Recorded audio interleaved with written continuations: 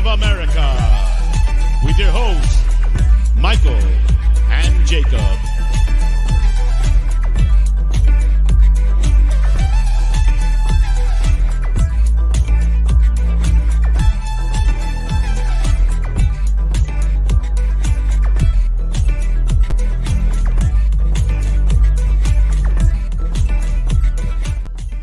Yes, people, how are we doing? Big up, big up. Welcome into the latest edition of United Spurs of America Untitled Series here. Episode 163. I don't think I put it in the title. Maybe I did and I just didn't update it. But how are we doing? Hope you are too blessed to be stressed. Apologies for the late start. Obviously, I was on El Aqua as per Sundays are usual. And I had to talk my shit just a little bit. They want to take their sweet ass time getting to Tottenham Hotspur. They don't take their sweet time getting to Tottenham Hotspur whenever we lose. But guess what? Whenever we get a win, they don't want to talk about it. They don't want to hear about it. But you know what? I make them listen anyway.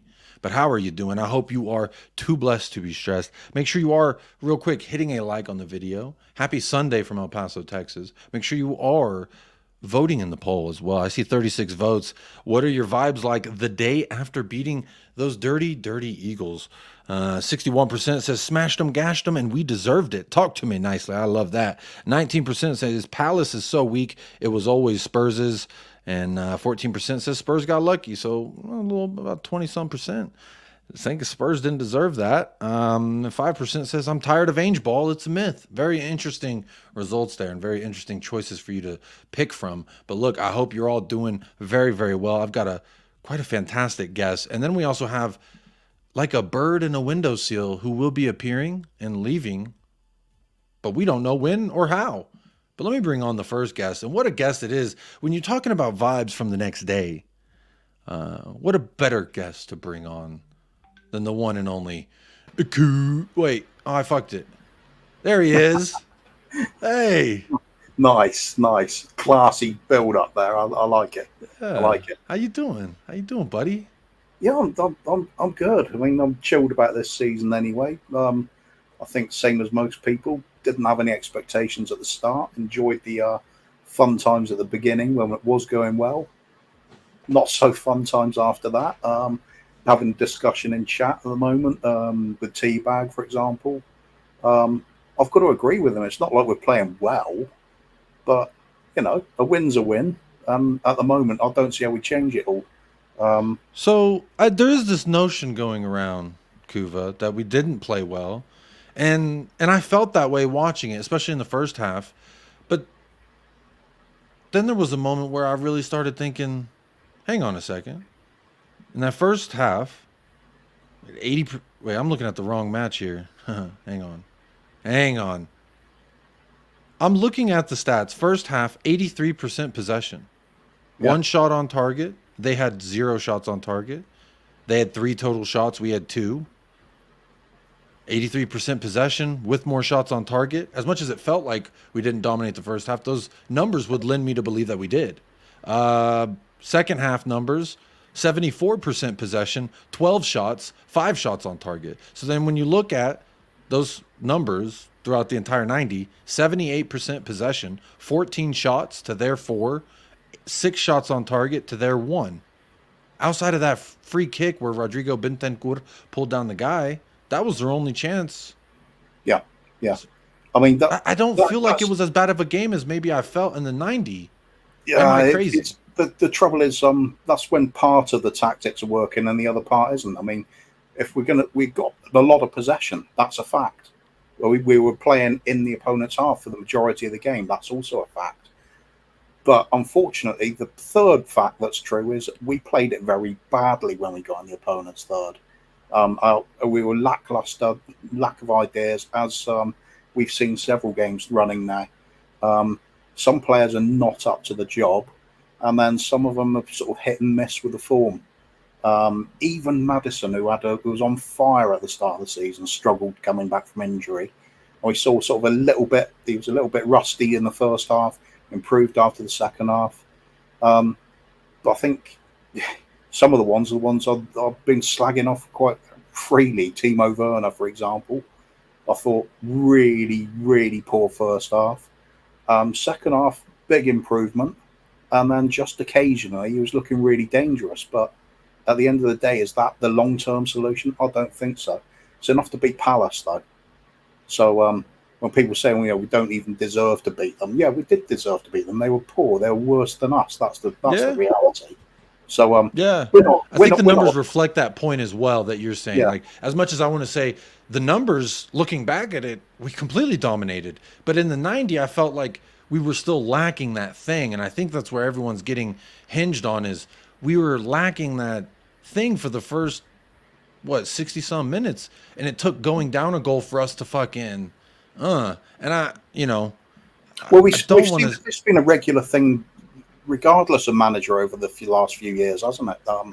Where Conte would regularly not turn up in the first half, then turn up in the second half, and we had the added advantage of the likes of Harry Kane being at the club there, who is a quality player.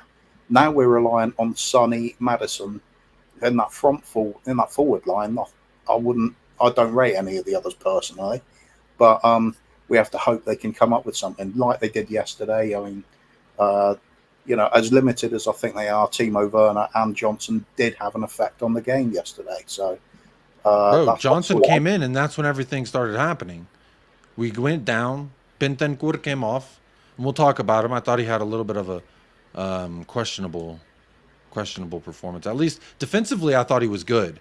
And I think for that Timo Werner's solo chance that he blew, he started that off by winning the ball off of Eze, I believe it was. Son picked it up, pinged it over the top, and that could have led to our first goal. So defensively, I thought Bentancur was quite good, but it was like his passing and going forward where he wasn't.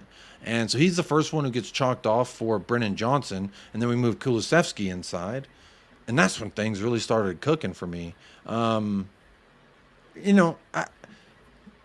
Was Timo Werner's goal almost impossible to miss? Was Erling Haaland's? Today, did you see Erling Haaland's today? Yeah, that was a hell of a miss, wasn't it? Yeah. If a defender does that clearance off the line, bro, we're talking about world-class mentions for him for clearing that off. I don't know how he missed that goal. But that's neither here nor there. Real quick, got 2 membership chats come in.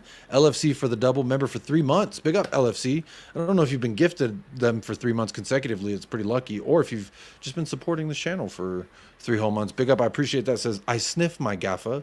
A cootie cootie. Big up, Yakub. And he's saying that in reference to something I said earlier, that their best player at full time still just wanted to get a big whiff of Ange at the end of the day. He wanted to get a whiff of Sonny. He wanted to. You saw him, right, at full time? Yeah. Brichiesi, Ange Pascal. Give me some of that Ange in my life. And you know what? I liked it. It tells me that he's going to be in Lily White next year. And I welcome him with open arms. Quality player, quality free kick. Speaking on the free kick, real quick, let me ask that question after I say, big up to Spurs GCTV. I don't think you're here. I saw a comment from you earlier saying you'll probably be gone for this, but it says, smash those likes for Jacob and Chewy. Chewy is here. You know the rules, 100 likes or the dog won't eat. 100 likes or the dog fucking ain't eating dinner. All right? So let's make it happen. But big ups for GCTV. Member for 5 whole months. Appreciate that. Big ups on that. But I want to go to their goal real quick. There's been a lot of talk. I go around town and I say we have the best goalkeeper in the league, Vicario Sicario. Now, yesterday wasn't necessarily one of the days where we were calling on him repeatedly. And the one time where you would say, hey, that's actually the goalkeeper's post. He should have saved it, in my opinion. But I also I blame some of it a little bit on past history, leading to maybe Vicario not completely trusting his wall. I think there was another free kick goal that we conceded. I don't remember who it was, but I know Giovanni Lo Celso was there because I vividly remember a replay where our wall jumps up and then Giovanni does this and just lets the ball go right past his head and we concede. So with that, I can understand it's like, fool me once, shame on you. Fool me twice, shame on me. And maybe Vicario was in a position where he wasn't trying to get embarrassed by his wall. And I think that's why he was late to react. He did he did make an effort for it, but to me, goalkeeper, you shouldn't be getting beat on the post that you're supposed to be guarding. Your number one reaction in that instance is to go to the side that your wall's not protecting. Now, if your wall crumbles and you concede through that, I can see why you maybe don't trust it. But at the end of the day, the fuck else you're going to do is kind of my opinion. But Kuva, I want to know what you think. A little bit of indecision, wasn't it? He sort of started going to the right and then changed his mind, went left too late at that point. So I think you got to say, first of all, Eze struck that brilliantly. It was with power and a lot of bend on it, keeping it away from the goalkeeper's reach as much as he could. It wasn't quite in the side netting, but it was getting close. So you got to acknowledge first it was a great strike. But yeah, that one little bit of indecision going to the right first, that ultimately probably did cost him. He's probably going to look at that and be really disappointed at it. Perhaps he'll work on that, but it's a learning progress. Learning it's set pieces, isn't it? It's always set pieces. Like you said, if you haven't got a lot of confidence in the wall as well, that's probably going to play on your mind, isn't it? So yeah, that's my general assumption of like why he may have been, because if you watch the replay back, his feet, he does this, he goes, and then he goes and jumps to that side. Yeah. That little the little shasha is what I think led to that's just my assumption of why. I mean, at the end of the day, you do got to be just a little bit better there. I'm going through my bookmark tweets, and there were some things I want to bring out real quick. Well, before we get into talking about Tottenham more and more, I have a question for you because this is relevant because of today. All right, so if you'll bear with me, oh motherfucker, this Twitter ass motherfucker, Twitter shit. There's something that one of our players posted on their story today, and I'm curious how you felt about it. Some people have been saying, Jacob, you're so silly. How dare you be so upset? How dare you say, how dare he? So I'm going to share this with you, Kuva, and I want to see what you think about it. This is Sergio Reguilón on Instagram. He posted 2 red circles and 2 red hearts watching the Manchester Derby. Now, my first thought was, you fucking hairy bastard. Some cheek. We're paying, I think, 100% of his wages while he fucking farts around for Brentford. And so every week he receives a check with the Tottenham Hotspur logo from Tottenham Hotspur Way. And we are in a top 4 race with Manchester United and Aston Villa. And this man's over here rooting for Manchester United. Now, some would say he spent 6 months there. We don't want him. Why do you care? I say Tottenham pays your fucking light bill. You should care. But, Kuva, maybe I'm being petty. I've been told in my lifetime of 33 years, I occasionally can be petty and not let go of things. But I see this and I think, how dare you, fucking asshole.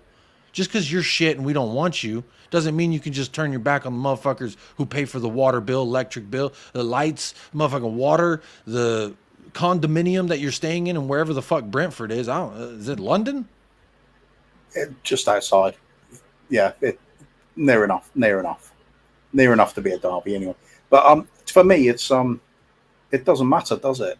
Like you've already sort of hit the nail on the head. He doesn't play for us. We don't want him now. So I don't really care if he's made a few friends with the United team. Fair play. Just doesn't concern me. We're doing fine without him. And what are United doing? They're 6 points behind us. We've played a game extra as well, haven't they?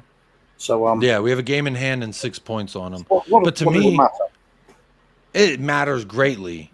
Because fuck them, fuck him, fuck your club. It pissed me off, man. I can't lie. Like, I saw it. It's funny, these comments. That's why I wanted to ask the question. Like, am I being petty? Rick says no. And then Jeff says yes. That's why it's an interesting topic for me. You know what? That's the thing. Being a football fan, you can be petty. You're allowed to. That's fine. Well, that's good. At least it's a choice. It's a choice. Get upset, or not upset. It's a personal choice, isn't it? As we've said before, it's about how you feel about the team. If that annoys you, get annoyed. That's cool. And there's, I think hang on, I'm going to pull up my own Twitter account here because I tweeted about it and, oh shit, wrong button.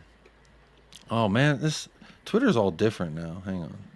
So I tweeted it. Oh, that's us. Hang on.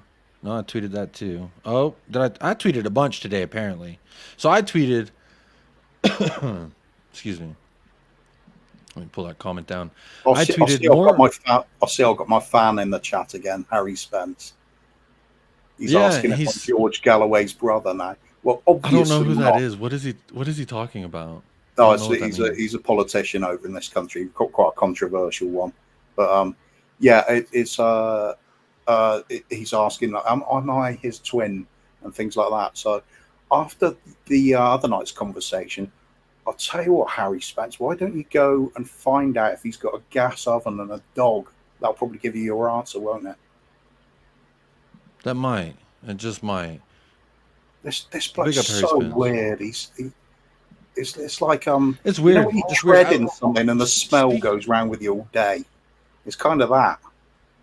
Yeah. That might be it. But big up Benito Sotelo with the $10 dono becoming a sponsor of tonight's episode. I appreciate that. Benito says big up Jacob for repping us on the front line on all of these panels. Come on, you Spurs. There's one thing I will do, and that is unashamedly defend my club, back my club, and anyone who has some dumb shit to say about it, I will rebuttal. And if you don't like it, you can hold that. And that's the way I go. That's the way I am. Very proud of my club. Very proud of who I am. You know, just because we're not the greatest right now doesn't mean that we can't be. But big up Benito for recognizing just how hard I have to fight out here. Jeff says, I'm more upset at ex-players like Berbatov and Harry Redknapp who always talk against us. So again, like I'm saying, maybe I'm being petty. Maybe I'm being petty by my tweet here. But I said, more reason to want him out of my club. And then I tagged him, Sergio, you fuck. I didn't say that, but I tagged him at Sergio Reggie. In case you forgot, they're in a top 4 race with Spurs. You know Spurs, right? The club that you're contracted to, the one that owns your contract and pays you weekly. Because to me, this is him wishing good luck on a club that if they won that, they're 3 points away from us, and this top 4 race looks like a little bit hairier. You know what could be really fun there is if he replies to you and talks smack to you. You know, that would. I'm not gonna lie. Just imagine that'll be fun. That's why I did tag him. I was hoping that he would see it. Speaking of see it, we got another guest in the back. Let me fuck with my layouts here. Hey, we got Paul.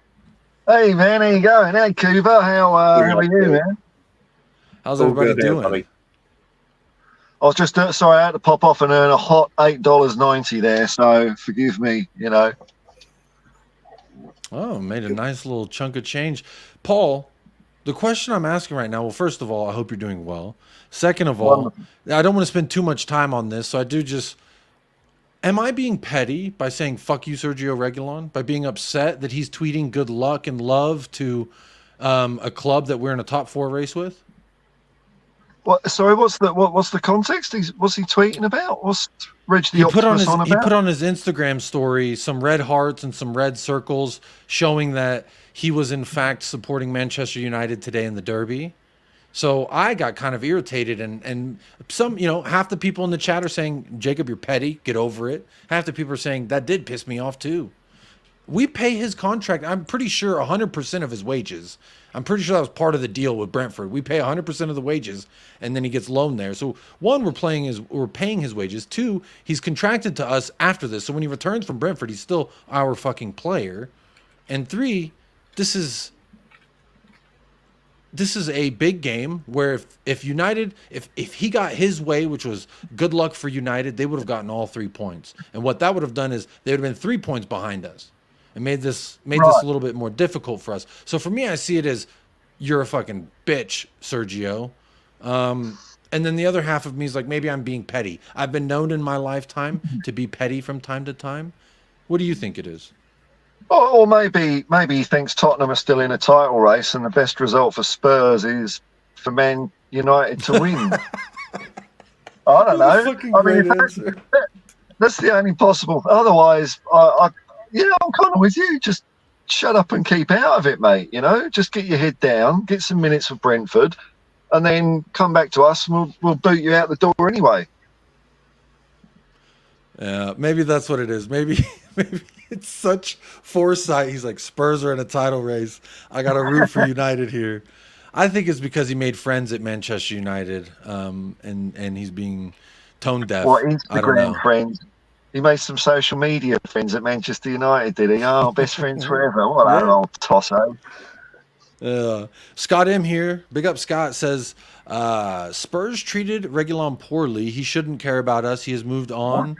He is on to better things. He plays for Brentford. They're fighting relegation this year, Scott. What do you mean better things? He literally gets loaned out every 6 months. No one wants him for more than 6 months because literally you have 3 months where you're like, oh, this might be a good player. And then you have 3 months of he's getting injured and he's dog shit. And then you say, well, yeah, 6 months with Sergio, that's about enough.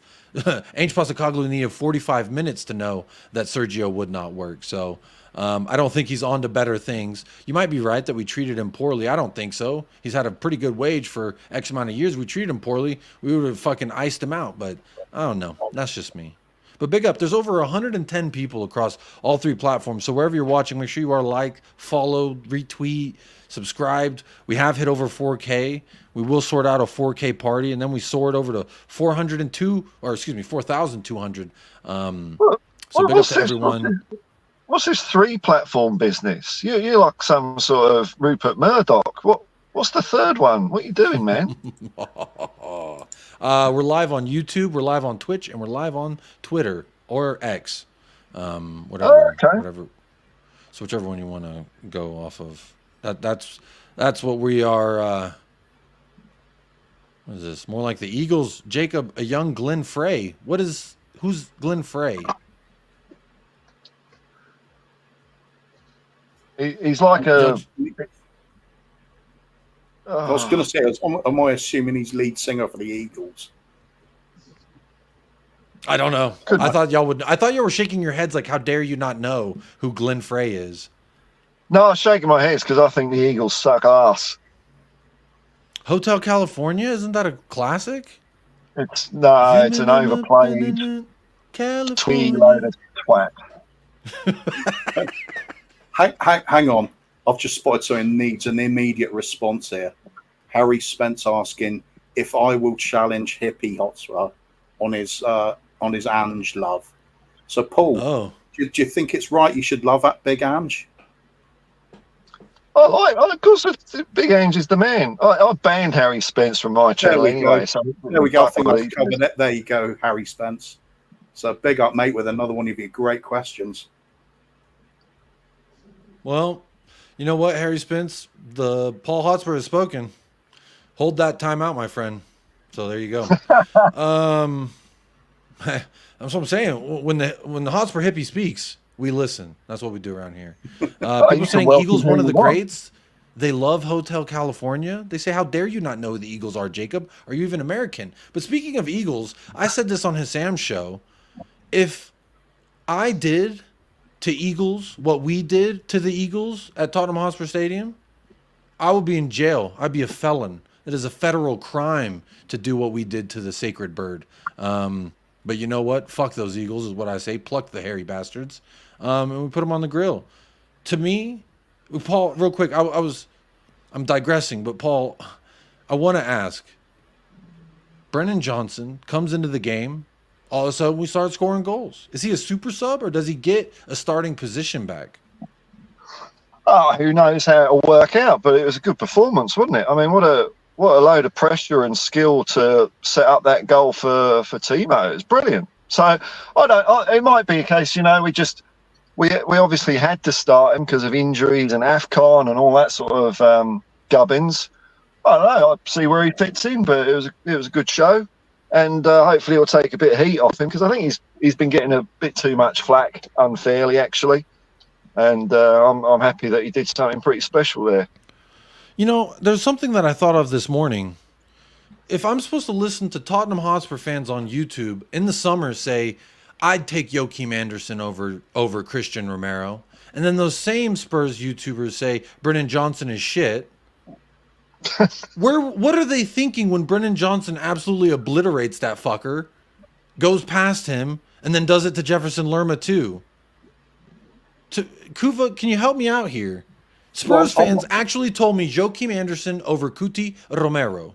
They said he's a better center yeah. back, and then they say Brennan Johnson is shit, but then this guy just shitted on the guy that they're saying is better than the guy who scored the goal to make us go up 2-1. So, Kuva, I'm really confused.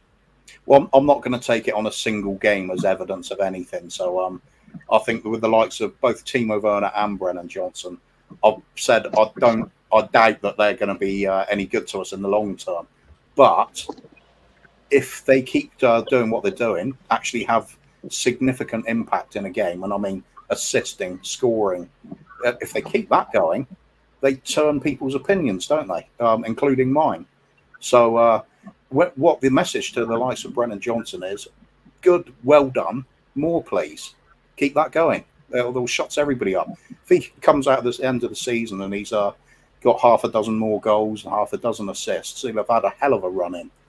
Same for Werner. As for Romero, I don't understand the hate for him. He's got some red cards. It's over the top at times, but that's part of his character. I'm all for it. I never want to take the breath out of a player. It's interesting you say that because Ange Postecoglou spoke about Cuti Romero, and he says, I've been super impressed with Romero. I already knew he was one of the best defenders in the world, but the way he's tackled the whole leadership area really become discipline in his play. So I have been fighting against this notion that he's rash. I feel like Spurs fans are also adding fuel to the fire that he's rash, that he's the dirty player, which he's never injured anybody in a Tottenham Hotspur shirt. He has never injured anybody with any of his challenges. The only time anyone's ever been hurt by one of his challenges was one time we heard himself. So this notion that he's dirty, that he's rash, he doesn't make good decisions, I say phooey. I say you're talking bollocks. Paul, I see you shaking your head. What do you make of the criticism of Romero? I don't get it either, man. I don't see him as being rash or, over the line or anything like that. I've seen a few hotheads. We've played a few teams with hotheads and people that lose their rag. Matty Cash, his last professional game of football's coming up next weekend for a while. Players like that, like real filth. And Romero just isn't one of those at all. Not at all. I don't understand it. There's a couple of players that get a lot of flack in our team. Romero's one, and also I see Son getting a lot of flack. And I scratch my head and I think, what the fuck do you want? I don't understand it, man. Yeah, that's interesting. 9 GA this season for Brendan. I know I'm really addressing a lot of these players that have been getting shitted on by Spurs fans and Rivals fans. And I know it's just one game, and I agree with you, Kuva. Brendan Johnson, it's just one game. Let's see more. 9 GA in his first season. I think I have another tweet on that, actually. That puts him with the likes of he has the same amount of assists as Madison Odegaard, I think it is. Let me see. Forward Brendan Johnson has as many Premier League assists this season as Martin Odegaard and more than Jeremy Doku and Bruno Fernandes. When I say something like that to you, Kuva, does it change your aspect a little bit? Maybe he has shown you more than we think, or is it just the shittier performances? And then he also had a chance when he first came on and he fucking skied it. So do those things overshadow the GA that he has gotten? I think in old school terms, the likes of a centre forward or a striker, they could be gauged entirely on their goal output. Nowadays, especially if you're playing as a wide forward, you have to have so much more to your game. So just scoring a goal probably isn't going to be enough, is it? Not if the rest of the game you're letting your team down, you're not covering other players, you're not working your socks off getting the ball back.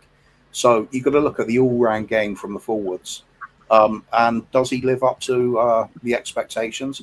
I'd say still probably not, but there's little signs he's doing it at times. So I'm not gonna get on his back when he has scored a goal or made an assist and he's done something positive in the game, especially if we won it. But when we lose and we're struggling to score goals and we look really bad up front, you've got to look at the root problems, and he has been one of them. But it's not just him, is it? It's a drop-off in form from several players missing with injury. We are not a team that's got a huge squad filled with talented players at the moment. This is why it's going to take a while for Ange. We're going to have several transfer windows. So we have a squad ready for anybody to come into the team, and it's not a weak link anymore. They just know what they're doing. It's a good player. This takes time. What else can we do? And in the meanwhile, how good is it to just criticise players for the sake of it? It's not going to improve anything, and we can't do anything about it yet. We can let's just accept that they're not good enough. So let's just cheer on what we got for a little bit while we can, and see what we do in the summer. That's what it's all about for me. Angeball is not happening at the moment because we've got players who can't do it, or out of form at the moment. It's just not clicking. Would you agree that we did play Angeball though for the last 20 minutes of that match? Kind of. It was utter dominance. I thought we did. Go ahead. Yeah, it wasn't quite this. It wasn't quite sort of pounding in 35 shots in 10 minutes sort of thing. I think that was prime Angeball what he's been doing in the past. But yeah, it's shades of it, isn't it? It's little snippets of something that could be good in the future, but it's consistency. That's what matters. The Angeball is going to be doing it for 90 minutes. I don't think you could call any sort of tactic a tactic of it if it's only going to be working for 10 minutes of a game. And it doesn't matter what you choose, whether it's a defensive setup or anything. Again, it comes down to play badly. It doesn't matter what tactic you've got. It's not anything if you do it badly. It's just rubbish. Yeah, I don't know. Paul, what do you think? Do you think that we're not able? I agree with Kuva. We're not able to sustain Angeball for 90 minutes because of the players, or even string it together for 90 minutes because this is still a work in progress. We are still 7 months into a project here of playing this Angeball. So I feel like we're going to see signs of it, and then we're going to see signs of it not being that, right? And so I agree with Kuva, but how much of this is Angeball, and we've done it for moments? Like some people are saying 11 minutes of Angeball because that's all it took for us to put fucking 3 on their head. And to me, when even if it was only 11 minutes that we successfully played Angeball, I just can't wait till we could actually do it for 50, 60, 70 minutes. And I love David Shear's comment here. Big up David Shear, big supporter of the channel. A fucking YouTube legend for me and personally. He says, imagine a season when we do 7 minutes of Ainge's system. Paul, as someone who's seen Ainge and a lot of different, how long does it usually take for the players to be able to play this system? And do you think that we're playing it yet? Are you seeing signs of it? Is it non-existent like some say? No, I'm not. No, it's not non-existent. Like the game yesterday, I'd say for the whole game that they were trying. So I think the intent is there to play that way. That's what much better than it was 2 weeks ago. Now the execution was there was a couple of flaws in it. Particularly with the wingers in the first half, but at least the intent was there. I could see them trying to do things that they just weren't quite coming off. As to how long it takes for it to come to get more, more of that. Well, at the beginning of the season, we were almost seeing 45 minutes, maybe even games where we're playing like it. So I don't think we're too far away from seeing more. But have we got the full squad of players to do it? One thing I was actually surprised about was when all the subs came on, we still managed to keep up some sort of intensity with the likes of Højbjerg and Gio Lo Celso on the pitch, which I was quite surprised at because I just don't think they're up to it at all. But yeah, man, I think the other thing is we were playing Crystal Palace, and I thought they were absolutely disgraceful the way they approached the game. I mean, imagine being a Palace fan, paying money to see that. I'm actually parked outside the Palace training ground right now. I don't know if you can see the players warming up there. But, Hang on, let me make you full screen. Show that again. Oh, it's a cemetery. Yeah, it's world-class training facilities, man. Oh, Paul. I think during the first half of the game, I was getting a little bit bored, but it wasn't really our style of play. It was almost it was also to do with the fact that it was one team playing against wheelie bins. And, you know, that doesn't make for an exciting contest. And I'm glad we thumped them in the end. Yeah, me too. At the end of the day, it was when we conceded that set piece goal, I was very, very frustrated. But at the end of the day, you win 3-1. Look, before the game, and I think I spoke with both of y'all about this, I want to see a dominating win. I want to see us go out there and fucking bang their heads against the ground repetitively until there's no life left. That's quite graphic, but that's legitimately what I wanted us to do to those fucking Eagles, okay? And it didn't feel like it yesterday, like while I was watching it, that we were dominating. But statistically, I was talking with Kuva before you joined, Paul, that statistically saying, like, by all accounts, it shows, if I didn't watch the game and I just looked at the numbers, it would say that we dominated this match. And it's an interesting juxtaposition. Real quick, David Shear coming in with a donation, he's already a sponsor of the channel, but he's a further sponsor of tonight's show. Big up David Shear. Here's some fireworks. Says, big up Jacob, Kuva, and Paul. Great to see you, Cobbers. Come on, you Spurs. Great to see Spinal Tap back again. That is a band name. I've heard that band name before. But isn't that also what they do to pregnant women? Yeah. Yeah. Probably. oh no! Wait a minute. Depends which part of the process.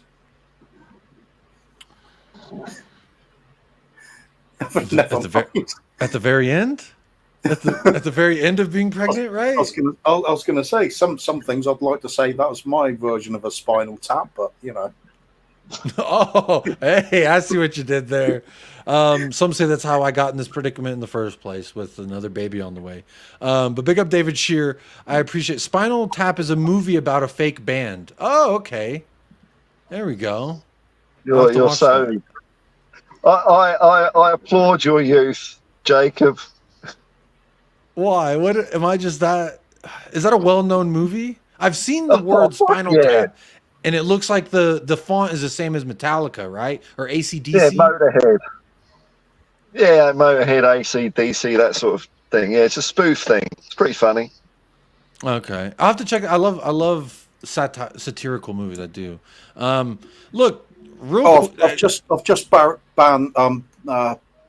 timed out Harry Spence for 10 minutes just for being boring. Okay, what did he say? Please talk about our age. Oh, yeah, that's just a long. Like, I'm not gonna read that whole comment because it seems like you're waffling. Did he do a big time? Did he do another big time flex? I'm rich and I hang out with Lee Gunner. Really, what he wants to know is does everybody own a gas oven and a dog? Because otherwise, you're not a man.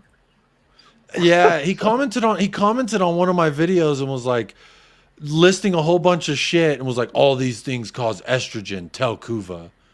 All right. Kuva, you have a stalker. He literally never comments on the channel unless you're here. So it's funny. It's funny, isn't it? I like it when he does really creepy stuff like be afraid. It's like, ooh, I didn't sleep that night, I'll tell you. Speaking of not sleeping that night, Joachim Anderson, again, I just keep remembering this summer the way that people spoke about some of our players. And when I see our players doing exactly the opposite or doing the things that they said they couldn't do to players that they did rate, it makes me just feel in this really weird position. So I'm going to say Joachim Anderson didn't sleep good last night. That's what I'm going to say. But look, I got another question, and this is about a player. Timo Werner. Tap in, missed a very great chance early on. I think we were all very, very upset. Hey, big up JC for perfect time to send this chat in. Says, hey Jacob, how are you? How's Werner doing, by the way? Blew a fantastic moment to go up 1-0 in the first half. Just showed he doesn't have any confidence in his finishing. Now his finish that he did get, it was a product of a teamwork goal. Some say a tap in. I say a tap in. You still have to He had to get himself into the right position, though, didn't he? That's what I'm saying. That was my next point. Was there was an instance in the first half where Timo had a beautiful sizzling cross across the 6-yard box, and Kulu wasn't there, and people said, "Oh, it's his pace," and I'm thinking it's about the mindset. Like Brendan Johnson is always there, and then he scored us the game winner by doing that. You know what I really like, Jacob, is after he missed that huge chance in the first half, we're all going, "Oh, here we go again. What a waste." A lot of players might have gone into their shell at that point and given up and lost all confidence at trying to do anything and hid away for the rest of the game, but he didn't. So I think I've got to give him a bit of credit for that, because it seemed like he almost got more confident after that. Yeah, it was more determination, wasn't it, to try and put things right. And I liked that about him. And to be fair, when that second half, he was pretty good. The end product wasn't always there, but he was causing havoc down that wing. He was skinning his player all the time, and it did affect the game. There's no doubt about it. At the end of the day, he did get there, did score a goal. So I don't think he's the most talented player in the world, but he looked effective there. If he can be like he was in that second half, particularly the last 20 minutes before he came off, if he can do that on a regular basis, we probably got something. But I'm not convinced we will see that on a regular basis. We'll have to see. Again, it's like I said with Johnson. Consistency. You've got to do that week in, week out. Show us what you got over a long period of time. Because right now, there's no way we should be signing him on a permanent deal on these sky-high wages. He needs to be showing more than he's done so far. So, little promising start. Let's see where he goes next match. 1 goal, 2 assists, and 6 appearances. Paul, what do you think? I was getting pretty frustrated with him in the first half. Not just the one-on-one miss, but it was just felt like every time he was running up the left wing, he would stop and pass it back to a doggy instead of going forward and putting it into the box. Now, maybe that was because there was no one in the box. I don't know, but I found that incredibly annoying. It wasn't that he was shit, because he wasn't like stuffing it up or fluffing a pass. It was just that he wasn't keep on going forward and knocking it across. And in the second half, bloody hell, he started doing that. And then you had Brendan Johnson on doing the same on the other side. And then straight away, we start getting chances. And, because Sonny wasn't getting any service at all, really, in the first half. But it started happening in the second half for him. He got a cross from Kulu. Unlucky not to score, whack in the post there as well. So, the jury's out on Timo. I think it was a smart thing to do, just to try before you buy loan. We needed an extra winger because of our situation. Whether he cuts it in the end or not, I don't know. At the moment, I'd say not.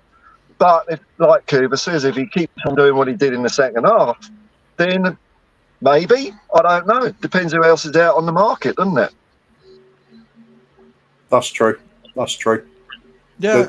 There's a lot of names. Yeah, there's a lot of names fly around that we'd love to see at the club. Doesn't mean we can get them, though, does it? That's right.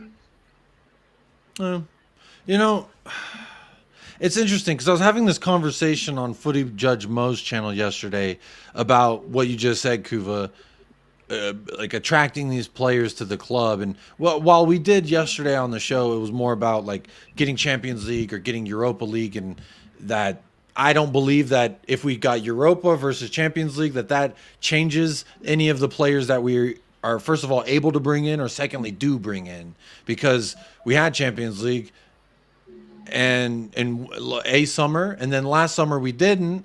And I would rate last summer's window a lot fucking higher than I would the Conte window after we got that Champions League. So for me, I don't buy this whole myth of better players. Go ahead. I'd say the best example for this would be Diaz, wouldn't it?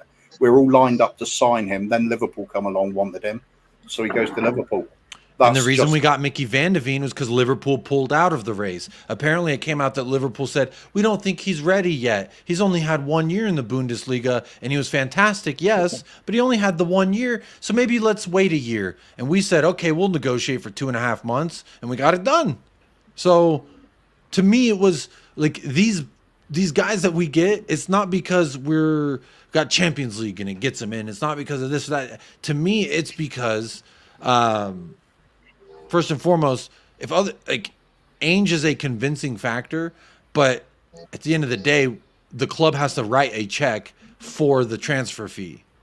And when it gets into a market situation where now say I'm in for the same cow, I'm going to buy this cow. And then Kuva's like, I want that cow. How much is he going to pay? I'll pay $10 more. And then Paul's like, well, hang on. I want that fucking cow.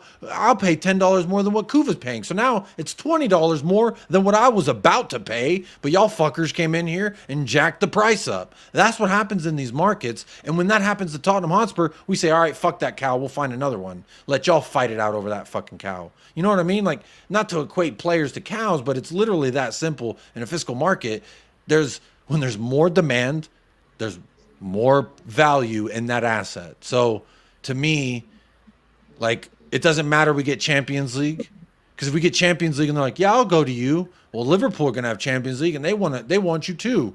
Well, now it's who's gonna fucking pay the money. And to me, we've historically never been that team that's like, yeah, we're gonna fight real hard. Like, say we want Nico Williams.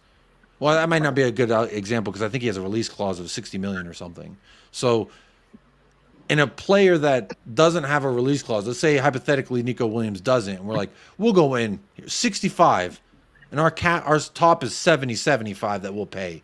The club's going to negotiate no matter what it is to get closer to their ceiling of that negotiation. I'm not trying to make this a boring fucking transfer talk, but this is literally just basic. I'm not smart in regards to fucking economics, but I'm smart enough to know how this transfer system works and also take into account how we've acted in the past to predict how we would act in the future. So again, this summer, with the changes that are happening, if Liverpool wanted Van de Ven, they would have got him before us. If these players we are doing they're not in the bracket of Big Six yet. They're just below. We're going to grab them then, and then watch. We'll put them on stage, and they'll be a Big Six, right? Mickey Van de Ven, I guarantee you ask any of the Big Six right now, they say, gimme, I'll take him right now. I'd love a Mickey Van de Ven. But they all weren't saying that in the summer. And for me, that's a good way to do business right now. Don't aim for the world-class £150 million player, because that's not going to get us very far. If we just get one of those and we've got several positions that are still weak as shit, I think it's a perfectly viable move to buy highly talented young players, and in the hope that they are going to develop with us by playing in the first team. And they've got to be up to a certain level. Of course, we want good players, not just these Joe Rodens and Jack Clark's coming in. And I'm going to put in Brian Hill as well, because I think he's another just speculative punt that we've overpaid on. Just going to say, Adama Traore also had a goal at the weekend. That's literally 2 goal contributions in 2 games. We could have had Adama Traore instead of fucking Brian Hill. He actually did quite well there, didn't he? That's what I'm saying. The guy's a fucking animal, but no one want to believe, just because he was, look, this isn't a damn Adama Traore show. I just wanted to say, shout out the man, the myth, the legend. He did score at the weekend, and he did hit the game-winning assist versus United. Shout him out. Paul, let me ask you. Timo Werner, at this juncture, I asked Kuva this already during the week, so I know where his answer is. But water gun to your head, do you sign Timo Werner today? If you had to choose today, are you signing Timo Werner, or are you letting him go back to Schnitzelville or wherever the fuck? No, I'm not signing him today. Maybe Is there some... Go ahead. That might change though. Like in 3 months, I might think, yeah. But right at the moment, no. Not that I think he's been terrible though. I think it was, like I say, it was something we probably needed to do to get ourselves through a couple of months. So I don't think it was terrible. But right at the moment, no. I'd like to think that we could do something a bit better. But what do I know, man? Sitting in a fucking car. I would say the amount of money that we'd spend on that transfer fee, you can invest that into a much, much better winger. It's like the whole, if I buy a piece of furniture off Amazon and I just click price lowest, which one's the cheapest? I'm going to get a fucking flimsy ass piece of furniture. I go to IKEA and I buy what I'm looking for rather than what will just suffice. You get something much higher quality. And that's just my opinion in the regards to the, but is there something that he could do between now and the summer, Paul, that would convince you? For Kuva, it was no. For me, it was if he gets 3 hat tricks and against Big Six, hey, I'm signing the man up. It's not a fluke. The man's cooking. Yeah, it's goals and assists, isn't it? And being troublesome. Like in the second half, if he did that for every minute he plays, then maybe. I don't know for sure though. I mean, like I say, I think it was an opportunistic punt, worth doing. Worked for us a little bit. But yeah, a couple of hat tricks against like Man City and Arsenal. Who knows, man? Because there was a good player in there that's somehow gone to shit a bit, and he wants to get back in the German side for the Euros. So he's going to be motivated beyond anything to get his career back on track and play for the German national team again. So, if he can't do it under those circumstances, I don't think he'd be able to do it at all. So we'll find out, won't we? Yeah, I think absolutely. I mean, there's some other qualities he has. There's not even football ones that I think reasons why I would like it to work out for him. And he does turn out to be this player that we saw 4 years ago. He seems like a genuinely nice bloke. He's really sort of friendly. Speaks I'll well. tell you what, though, anyone who was here for the watch along, when he missed that shot, I remember vividly saying, I don't give a fuck about boost gumps. I don't give a damn how likable he is. This fucking guy, I lost my mind. But you know what? I think all's well that ends well.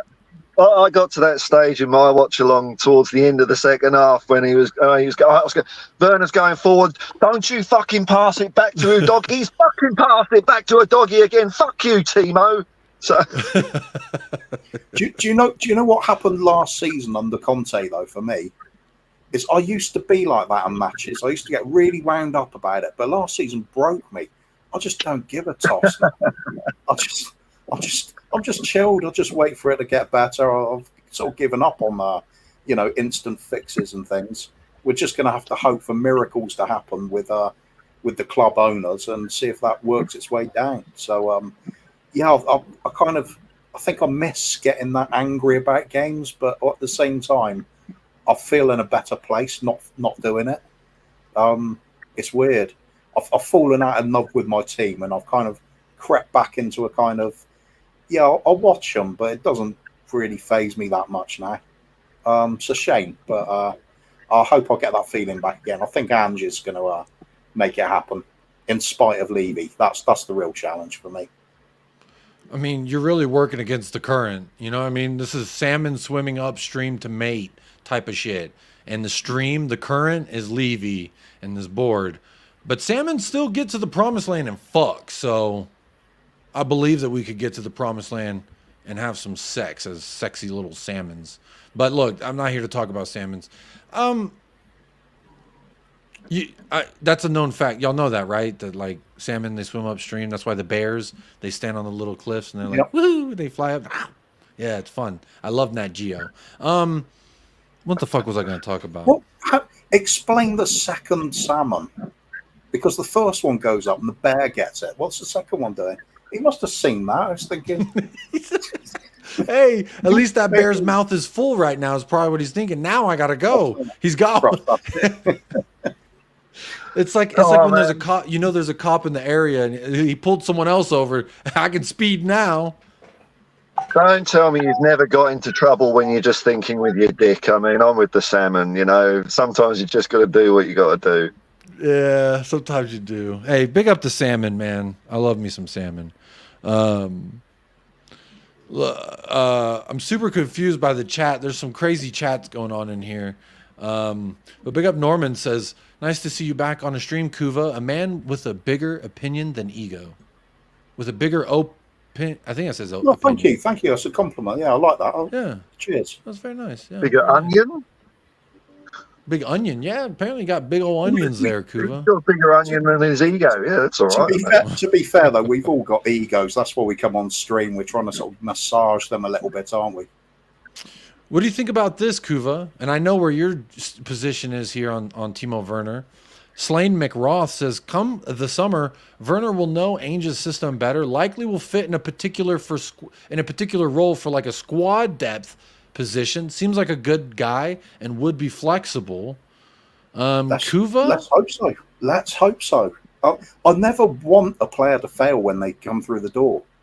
I have doubts about some, and some I just think that there's absolutely no way they can do it. But I'd love to be proved wrong. I'd love him to fit in like a glove by the end of the season, and he's banged in a few goals, made a few assists, and we're all smiling and cheering and singing his name. That'd be fantastic. I don't see it happening right now, but I'm all for it. Werner on the dance floor? See, there's nothing wrong, and when we're commenting on anything, there's nothing wrong with being wrong. People are scared of it. People have to be right all the time, but you can be wrong and just say, I was wrong on that one. I'll take the L. Here's the way forward. I'll humble myself. It's cool. So I'm never gonna get into that. Hopefully, I don't get into that state where my sense of needing to win an argument overshadows the value in a debate where we're trying to look at a combined view of how the club can go forward. I hope we have some more interesting conversations than that. So yeah, absolutely. Hopefully, Timo Werner does prove me wrong, and he has a blinder. That's good for the club. Same with Johnson.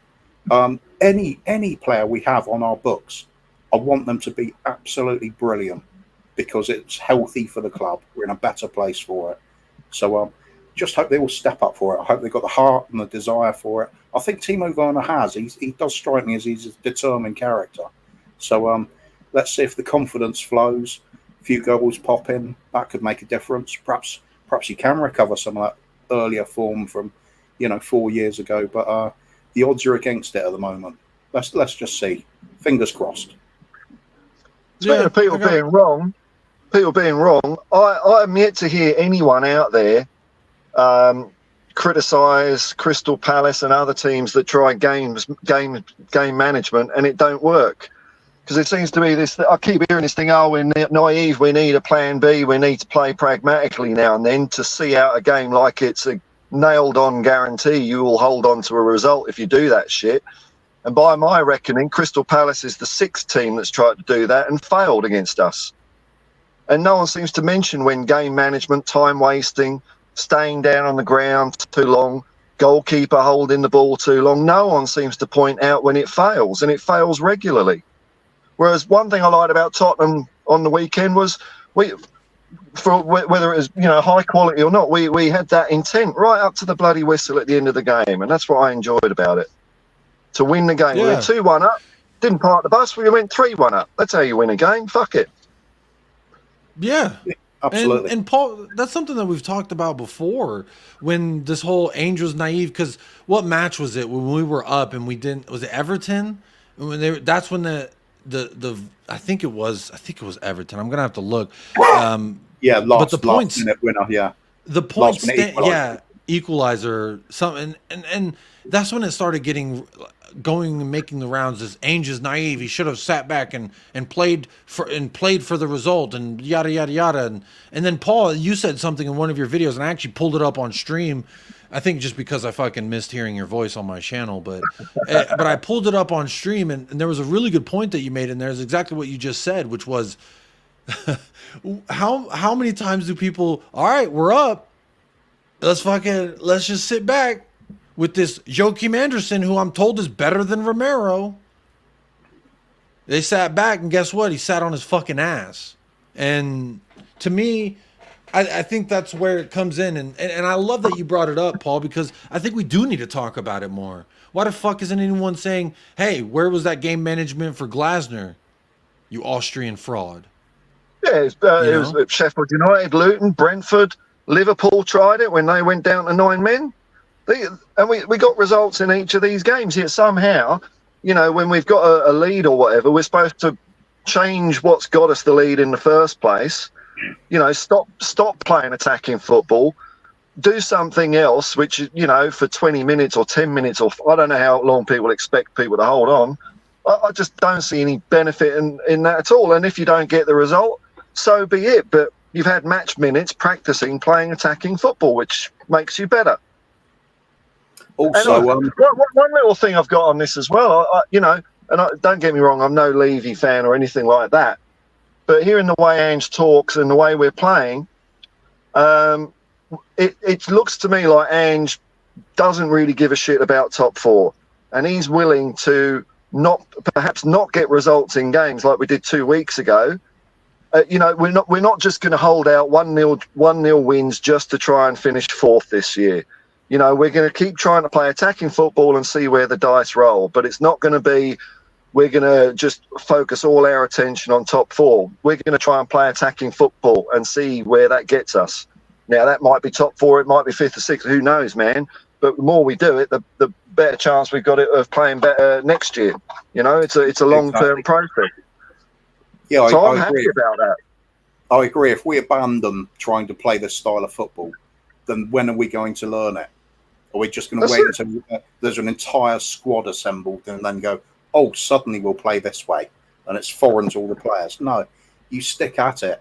I think you also have to look at teams like Man City as well. What happens when they come up against the low block? I seem to remember them drawing 2-2 with Palace, and that was in a home game for them. They also scraped a 1-0 against Bournemouth, scraped a 1-0 against Brentford. It's not just us that struggles with low blocks. That's why teams do it. So to put it all on like the manager saying it's just I've seen that as well. I love this comment. It was so naive for Son to score in the 88th minute and put that game away. How naive of Ange. I'm also looking. I like Ange after the game when the journo asked him about Son's finger. Is that something he's monitoring? He said it's his finger. He can lose it. It's not going to stop him from playing. I love that. That's a fucking. That sounds like an Ange Postecoglou answer. I feel like that's what he said. That is something that Ange would say. That's fantastic. No, he did say that. He did say that. He said that in the conference afterwards, man. Oh, it wasn't Son. I thought you said Son said that. No, he was asked about Son and Son's finger, and Ange just like laughs and says, "Look, it's just a finger. He can lose it. It doesn't matter if he loses it. He can still play." Bro, Son played with a broken arm and scored 2 goals after the fact. I think he'll be all right with a couple taped up fingers. It's not Eric Dyer, is it? Looking at his finger. No fucking Eric Dyer. Which, by the way, apparently, I think Everton signed him. I think they made it permanent. Everton? What? Or Bayern. Sorry. I think Bayern made it permanent. Yeah, he made a certain amount of appearances, so it triggered a buyout clause.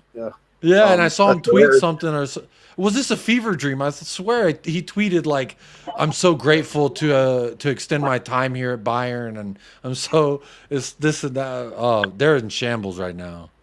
They're absolutely in shambles. Oh well, now he's got his contract. He'll start turning into shit.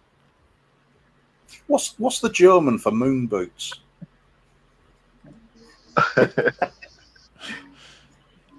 I don't know. I took German class. You think I would know? No, you're the German expert. Yeah, sprechen Sie Schnitzel. Hey, real Luna quick, I do want to Fußgarten. say big. Oh, is that how you say it for real? Hey, big No, up Staffy just TV. I think we just got else. hit with a raid by Staffy TV. Big up Staffy, my friend. Sending some folks on over. Big up if you are from Staffy TV. I was actually about to pull up this comment from Rowan because we just hit over an hour on the stream. They're saying 130 people in here without redirects. Now there's 200 people in here with a redirect. But there was 130 without redirects. Smash the likes, ladies and gentlemen. You can smash it, you can caress it, you can tickle it, touch it, sniff it, whatever the fuck. Or you don't even have to like the video. You know, it's probably a bad thing to say as a content creator, but honestly, we're all humans and we're going to do whatever we want to do. So I would say this as well. If we don't hit over 100 votes, this dog that's sitting right behind me every single show, he ain't going to eat dinner. All right? 100 likes, the dog eats dinner. 150 likes, the dog gets some of my dinner. 200 likes, and I buy the dog a steak. So how about that? All right? It's really up to you. You want this dog to eat? Get us to 100 likes. I think we're like, last time I checked, we were about 19 away. All right? So if there's 19 more people in the chat that want to help a dog eat. Now, if you could see, he does have a big fat fucking belly like his daddy. So he is well fed. That's because y'all be liking the videos. But if you don't, well, call PETA. That's what I'll say. But big up everybody in the chat. That's a horrible joke. I'm trying to work on something a little bit better, but I should work on that. But real quick, big up to everybody in the chat. Big up Staffy for the raid. I do appreciate that. Jacob, don't take it out on the dog. Animal cruelty. I ain't taking it out. I'm neglecting. All right? That's what I'm doing. You don't? Hey. In the arms of... Do y'all get those commercials out there? It's like ASPCA. You know what? I'm just going to see if I can find one. Hopefully they don't hit me with copyright. Actually, they probably would because of the song. But it's like they do a montage. You're going to give me flashbacks here, man, because I had a holiday. I ended up in Denver, Colorado with a mate, and we tried their local produce, if you know what I mean. And we were just on our asses in our hotel room for about 3 days, and there was this fucking dog charity advert, and it seemed to last for 3 hours. It just went on, like 2 or 3 minute long. And on. Oh man, you're right. I'm not gonna play the video, but this is a good point because honestly, Paul, it's a really sad song. It's in the arms of the, and it's like they just keep showing dogs and fences and shit, like shaking dogs and cats. Like, do you want to help this animal? Donate now. The link is on screen. Call now. $1 could save this fucking dog from starving. Meanwhile, cameraman's like, yeah, fucking quiver, you starving fuck. Yeah. You know what I mean? It's so exploitative. Whimper. Can we get it colder in here to make him shake? Give him the shakes. But anyway, we're not here to talk about the ASPCA, those fucking crooks. But look, if you are here, big up yourself right now. Look, he's asleep and he's barking in his sleep. Y'all hear that? He's like, Anyway, look, there's a few things that we still have yet to do, which is, as you know, after a win, I like to do man of the match and BDE of the match. But there's still a couple more things that are really sticking points for me that we still need to discuss. This midfield. Yves Bissouma, I said, I need you to be better. I thought he had a great game yesterday. I thought he was doing a lot of the things. Doing some of those diagonal runs, man. I loved it. It was like, oh, he's back. Look, Yves Bissouma, for the first 9 matches of the season, was a large part of why we were looking so sexy and beautiful and sensual because of Bissouma. And then when Sarr got injured, then he started playing bad. And it's just, we're in a position now. Sarr obviously got benched in the game. Kuva, I'm going to ask you real quick. What was your initial thoughts? Obviously, Sarr getting benched. And then secondly, Sarr comes on, and I thought he kind of helped see us out the game. Did he need a rest? Is it just too many minutes on the young man? Or was this Ainge particularly trying to figure out what are my best 3 midfielders here? Obviously, Maddison's in. There's no doubt Maddison is in that midfield. But in regards to Papa Mate Sarr with Bissouma, Bissouma with Bentancur with Papa Mate Sarr. Obviously, no Skip, no Højbjerg. That's great. But, I mean, technically, Højbjerg did come into the game later, but that's neither here nor there. My point is, the midfield 3, what were your thoughts as Sarr getting benched? And secondly, what do you think our best midfield is? People saying in chat the same thing I heard as well. Sarr had a bit of a back injury, slight issue, so they're probably resting him as a precaution because he's important to the team. As for what our best midfield 3 is at the moment, I can't tell you. I really can't. Ange can't tell you either right now. We've got players who are in the running for it. I think those are Bissouma, Maddison, Sarr, and Bentancur. For me, it's 3 of those 4 each time. As for which ones exactly, depends on the game. Horses for courses, maybe. I saw the sense in putting Bentancur in, with the idea being against Palace, we'd have more of the ball. Bentancur's a more sort of silky passer of the ball. Perhaps he'll distribute it better from deeper positions. I could see the logic in that. Against some of the more combative teams, I can see Sarr being more important, getting box to box, the physicality and making up the numbers, and swiftly he plays his role in that. He's been doing very well, being one of our best players, I'd say. However, you've got to have Maddison in there. I think there's no question about that. I'll be amazed if anybody says otherwise. He's got to play his way back into form. We need him doing that. Bissouma, he was at a blistering start to the season.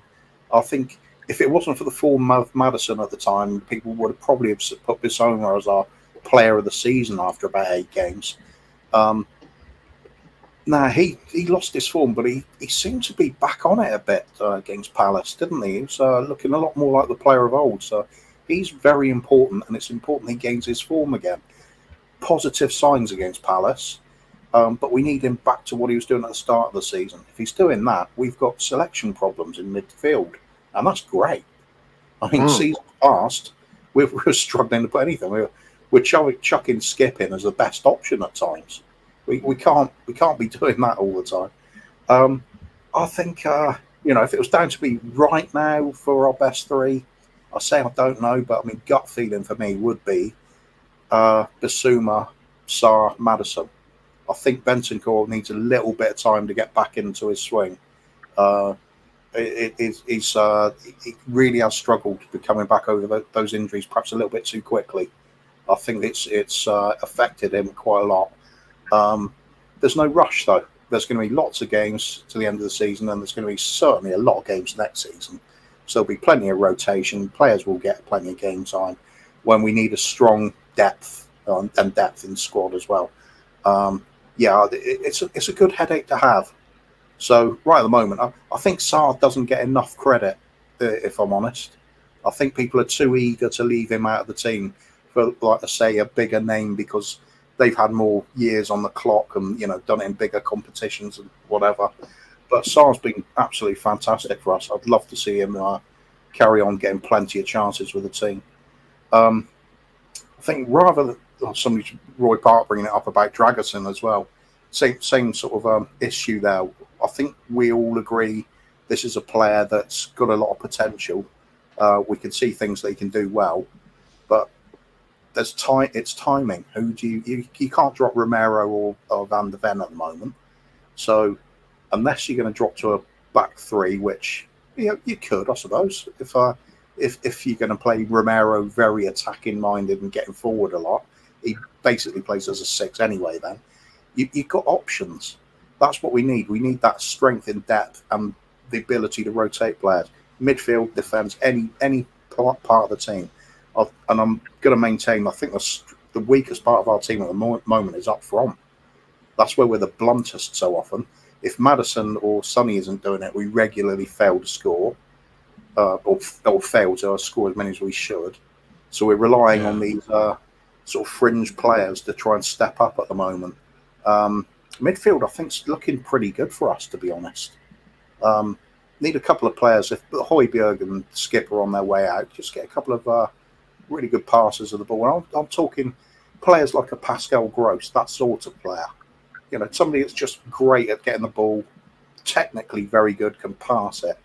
That for me is the most crucial bit. We get in players that can pass the ball swiftly, accurately, and help build attacks rapidly. I think that's what I say. Gross, he's that kind of player. Fill the team with these sorts of players. Comfortable on the ball, good footballers. Simple. Get them with ones that are intelligent, which is why you've got to get rid of the likes of Emerson, which is why we've got to get rid of the likes of Skip. I like Skip's attitude. I don't think he's got the ability, though. Let's be harsh. If we're going to go anywhere, it needs some strong decisions made. Let's see what goes in the summer. I think we've got the right manager. I think we're going in the right direction, but wheels can come off easily. And we know where that usually starts, don't we? It comes from a higher up position than the manager. Yeah, spot on. I agree with you 100%. I agree mostly also with the Sarr thing, that I think his value is underappreciated, and we're real quick to say, let's put someone else. And this is no dig at Bentancur, but going forward, I just think he's not been good. Defensively yesterday, I thought he had good moments, though. He won the ball back from Eze picked the ball off of him, and it was like there was 3 instances I remember him going and getting it back specifically from Eze. So I did like to see that from. And I think that someone said in the chat that it's clear that he's not fully fit yet. He's still working back to 100% fitness, and if that's the case, I agree. We got to go with Sar. Skip, obviously not good enough. Real quick, Panda Ball. Big up Panda Ball. My New York brethren says, watch along record time hearing "suck my dick" in a minute. Yesterday, I did say those words, those three little words, quite often and in repetition manner. Actually, I think I sang a song about it. I think, pretty sure. But big up Panda Ball for first of all recognizing the hustle I had yesterday. Record amount of SMDs. So really did like to. Alex Scott Experience says, "Let the guests talk for fuck's sake." I'm pretty sure Kuva was just talking, my friend. Pretty sure that was just happening. Paul, you want to talk so that way the Alex Scott Experience would say. We've got to keep him happy, haven't we? No, We got to keep him happy. I agree with pretty much everything you guys are saying. I really like Sar. Since his first appearance, when he only made 2 appearances last season, I think, I was just scratching my head thinking, why are we not playing this guy? He's graceful, athletic, strong, very quick and precise. He's like a fulcrum, a nexus, when a lot of progression goes through Star and it's very quick one-touch stuff. Maybe that's why people overlook him. He doesn't go on long dribbles, but you can't have everyone doing long dribbles in a game. You need different characters and abilities and to make that chemistry. So I'd be having Sar and Maddison any day. And then it's a struck match between Basuma and Bentancur at the moment. I'll be going Basuma, but it's a good problem. You have one more midfielder in the squad that's decent, and then I think our midfield's outstanding. Get rid of Skip and Højbjerg. I'm fed up with them. We've got to do better than those two. So I would not be opposed to promoting Donnelly. This guy, I think his numbers right now, he has in 19 matches, he has 16 assists and 9 goals. Some crazy shit. He has crazy numbers. And I would like to see some younger kids brought through. It'd be interesting to see who we bring in to replace Højbjerg and Skip. Because obviously with Skip going, you got to replace that in the homegrown sense. Donnelly, boom, there you go. That's my solution for that. Yeah, we can't release, but we could give him to a Norwich. They love Oliver Skip out there in Norwich. He was their player of the season when he helped them get promoted. If they can't get promoted again, hey, Skip's your man. He's right there for you. Just like Joe Roden, he's cooking for Leeds. They can't wait to buy him off of us. So that'll be lovely. Quite fun. Donnelly plays as a 10. The striker in the academy is Sunsa Bell, to my understanding, at least whenever I've seen. But you're right. I'm sure he could do both. You probably seen him play at least there. Don't forget Alfie Devine when he comes back. That's another name as well. That's another good name. He's doing quite well for Plymouth. Very good point from Jeff. Says Bentancur is coming off an ACL and he had an ankle following. Huey, I do think Ainge would give the youngster a crack, but I was making this point. I think, Paul, and we were just on the phone talking about this. I don't think it was actually even on stream, but I was talking about the youth system and that I got a little overexcited about this pathway that I've been begging to be fixed, that it got fixed really, really quick. And I just don't think it happens like that. But I think I got a little ahead of myself seeing Dorringtons and Donnellys on the bench and Phillips and I started thinking, oh, we really have a pathway here. And I think it was more because of injuries, suspensions, and tournaments and shit, rather than... We had 2 goalkeepers on the bench, man, That's the state we were in. We were just trying to fucking put together a list of players. And my point in saying this also was, what kind of message does that send? Ainge Postecoglou, if you've listened to anything that he's always said, and first of all, he has said that this academy is broken, that it needs to be fixed, and we're working on it. He did say that. But then secondly, he's always talked about how he wants to build this unit, this locker room, this unbreakable bond of players that all adhere to his word as final, right? So what kind of message would that send if he says, you work hard in training and I'm going to, I think it came out with Pierre-Emile Højbjerg, was like, he wants more playing time. What are you doing about that? Yada, yada. Hey, when you get your chance, I will give you that chance because you've worked hard in training. So if you don't work hard in training, you're not going to get those chances. But even if you do work hard, it still doesn't mean you're going to get those chances.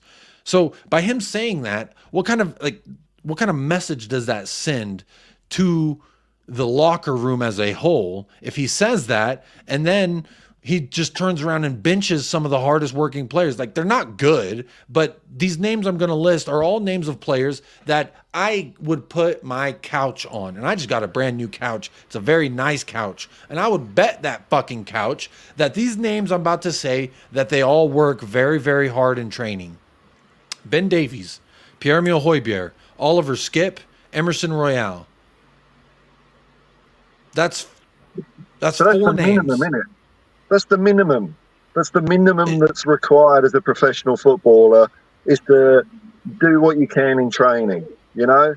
So I think it says that Ange is not going to play favourites. I think that's what he's saying. It's like there's no guarantee that you're going to hold down a first-team place, you know? He's going to pick the team that he thinks is going to win a football match. And, you know, it doesn't matter, you know, No, go ahead. I want you to finish your point. Oh, I forgot what it was now, man. But you know what I mean? Like, as far as the youth players, okay, it's one thing to cut it up in the under-23s or under-21s, but are they good enough? And I think the academy has been so crap in recent years. You know, Harry Kane and Harry Winks and Ollie Skip don't mean much to me, really. I mean, that's not... Even if you've got it all perfectly humming in the summer, last summer, you're still talking about 2, 3, 4 years before you see a result out of that, before you get any professional output at the end of it. So look, I think if there's quality players that are in the academy, or say there's Donnelly or Dorrington, say if they're good enough, they will get games. But, you know, to say, you know, Ange doesn't give them a crack or whatever, well, they're not good enough then, are they? That's the way I see it.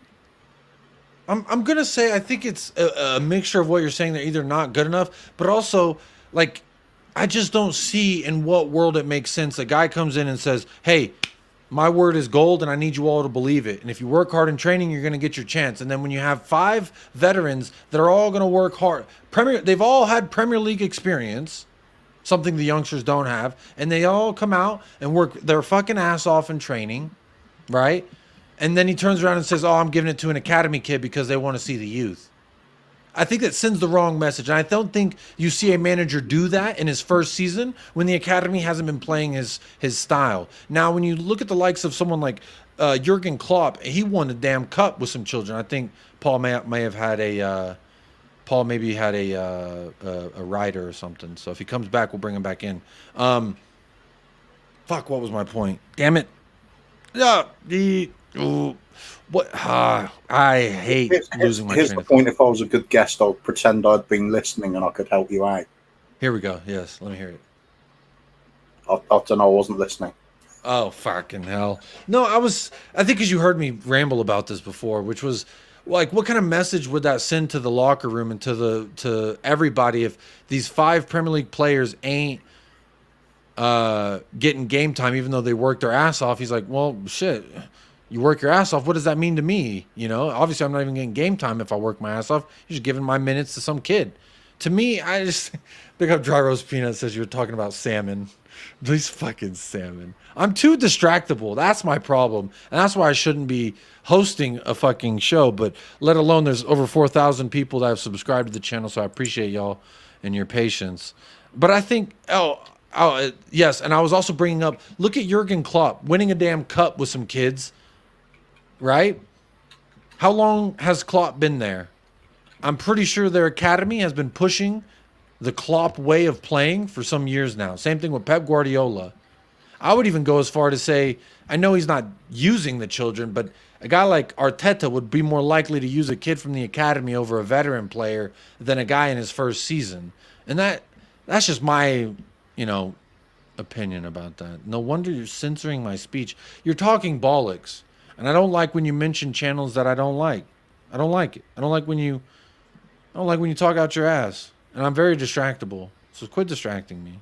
How about that? Yeah, Liverpool kids look legit. But this is a point that I've been making on this very channel, which is in 4 or 5 years, this is just a scenario, right? When a Maddison goes out and his ankle's fucked, we'll have a guy who's been playing the Maddison role for 5 years. That's my point in saying, like, we can't rely on these guys.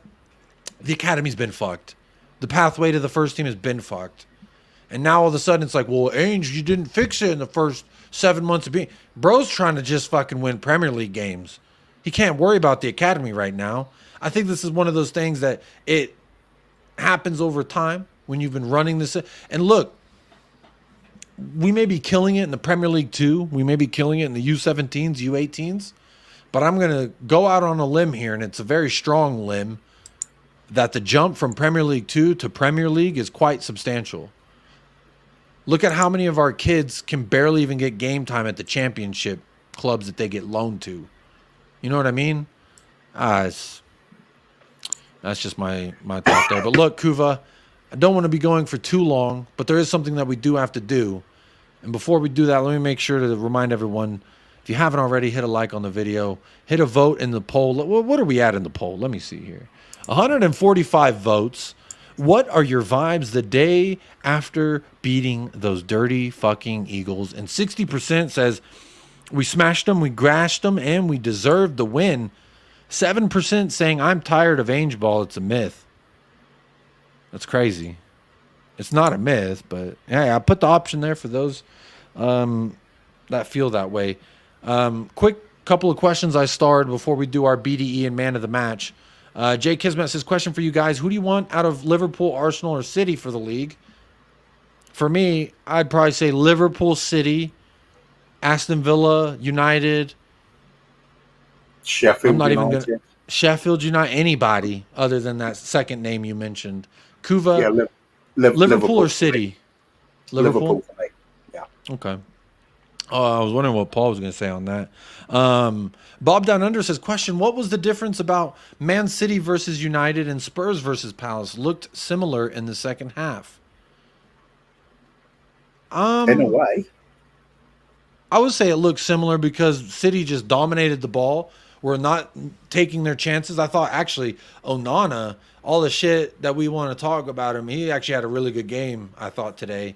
He was keeping them in it. If Marcus Rashford was better, then they would have been up 3-0 in the first half. The real difference would be Man City, when they were dominating and not scoring, they were still creating chances, whereas we really weren't creating anything.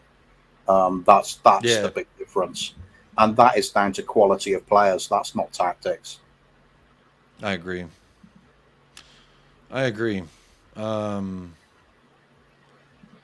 We still need to oh God, I just read that comment about we still need to move on in Ndombele, Spence, Reguilón, Tanganga, Roden, Skip, Højbjerg. Fucking hell, we've got a laundry list of that's like when my wife's like, hey, this weekend you got to do this, and this, and it's like, can I just worry about that the weekend? I don't want to think about it right now. It's Tuesday. I mean, it's technically Sunday, but that's the trouble is we're in this sort of position at the moment where where we know Scott M, big up Scott, by the way, love the bloke, but he's got opinions that I find too harsh, but I can't really argue with him on a lot of them.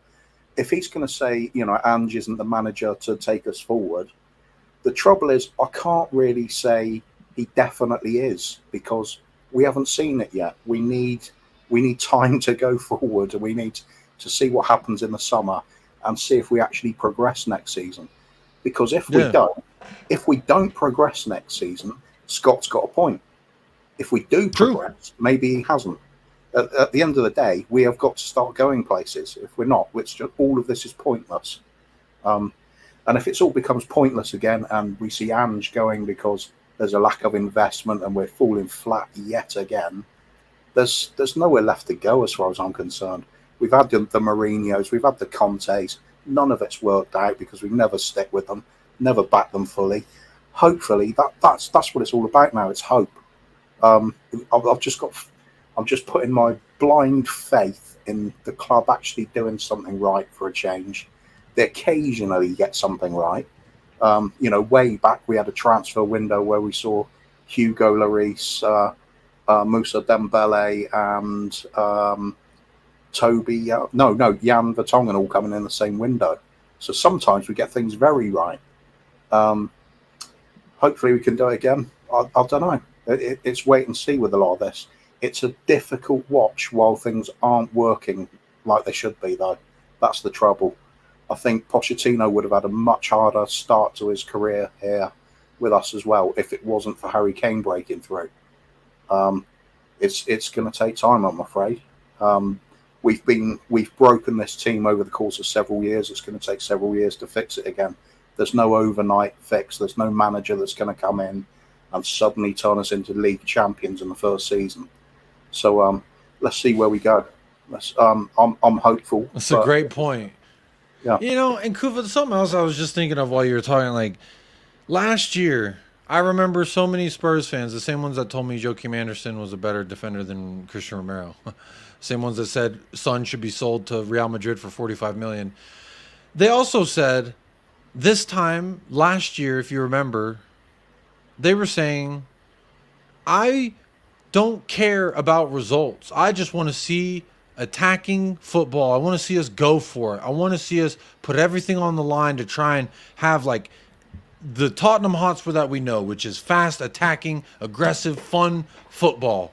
I want that. I don't care about results. And then this year, we get that. The results aren't going our way. And they say, how dare he? How dare he? How dare we not be perfect? How dare... Some say that Attapin saved our blushes. That's the trouble, though, isn't it, Jake? That's the real trouble, is we haven't seen that sort of really great attacking football. Not often enough. We've seen it in a handful of games or little patches of games, but we've not seen it consistently. So the results are kind of okay. It's an improvement on where we finished last season at the moment. We're doing all right. I mean, it's not like a... Kuva, you're watching the team this year. Yeah. You were watching us.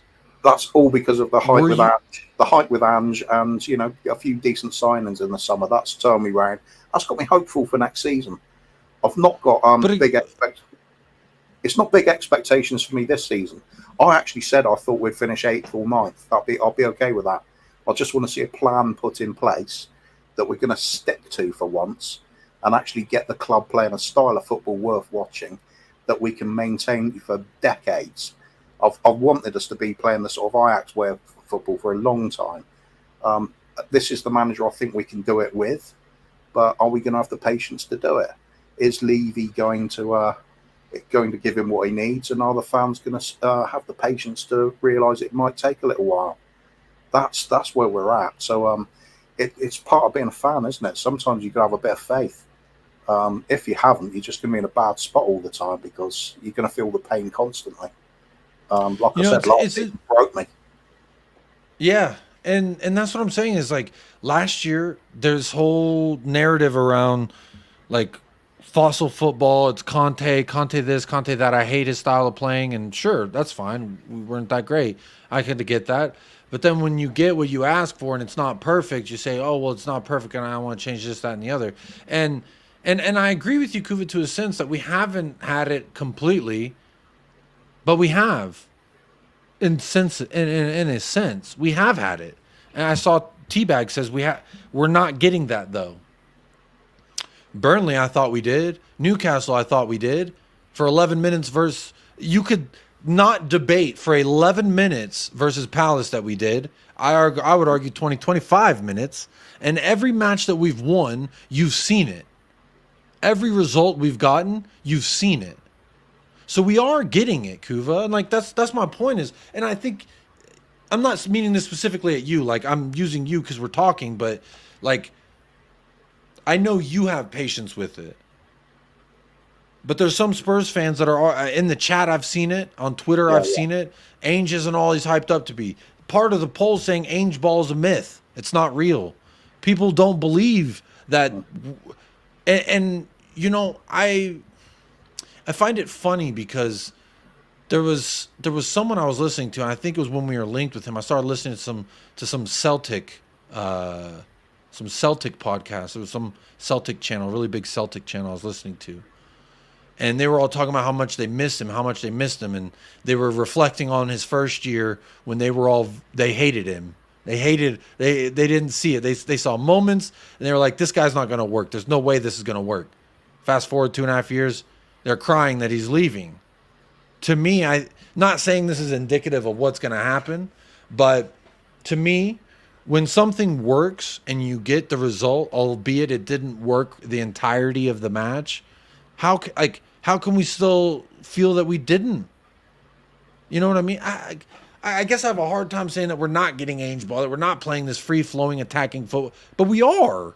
And that's why we concede these chances. That's why in all the results that we've had where we won or drew, we were still conceding opportunities left and right for our opposition to score, because we're playing the system, and that naturally lends itself to being open at the back. And I think Van de Ven is a perfect cleaner for that kind of system. What were you going to say? I think for me, I'm not going to have a go at any fan for being impatient and saying they want to see things right now, because we've been having to wait around hoping for miracles for a long time now. So we're well overdue it. Some fans are going to be more patient and some fans aren't. That's all there is to it. Nobody can say for sure what we're going to do in the future. We've just got to roll with it. What I will say is, instead of looking at, Ange isn't the right man, or he's naive, or he's clueless, I hear people saying, is he really? If somebody was completely naive and clueless, I don't think they'd be sitting fifth in the table. They'd be down at the bottom, wouldn't they? We've lost almost every game. It would be absolute carnage. So the fact is, we're just not playing the way he wants to play. He's not happy. He says he's not happy. We didn't play well. That's a regular thing. If he can, we've won matches, and he's been like, we didn't play well. Yeah. So I'm just saying, I'm happy to be patient with it this time. See how we are in a few years. I think we're on the right track again. But Harry Spence had it again. Big up David Shear, by the way. Big up David Shear. Saves me hitting the timeout button. He only did it for 10 seconds. Let's boost that. Yeah, David texted me. He was like, "Hey, can you make me a mod? I'll take care of this fucker." And I was just like, "Let him have his fun, but don't. I don't want to time out people. I just don't time out people, even if they're saying stupid shit. If they're being nasty, obviously delete it and time them out." He was like, "Oh, I'm just gonna keep hitting him with 10-second bans." So he has to hold that. That's kind of funny. So thank you, David Shear, for that. I'll give him a 10-minute one though, because it's just that's just for me, really. I was treating myself. A little treat for Kuva. Why not? David Shear says some had us in a relegation battle after selling Kane. Remember, Ainge came into the job and was like, Harry Kane's my player till he's not my player. And then the night before the season starts, he became not his player. I just look. Y'all are having a conversation. Big up Rob Frank in the house. Big up Giuseppe Alberto. How you doing? Says Ainge has done a good job with the squad. I believe he has. I don't even believe his harshest critics think that he hasn't. I think they're just being picky and finicky.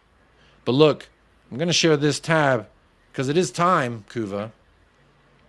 In the part of the show, so we don't keep going too long, I need to know, Kuva, and from everybody in the fucking chat right now, if you haven't liked the video, what are you doing, you fraud?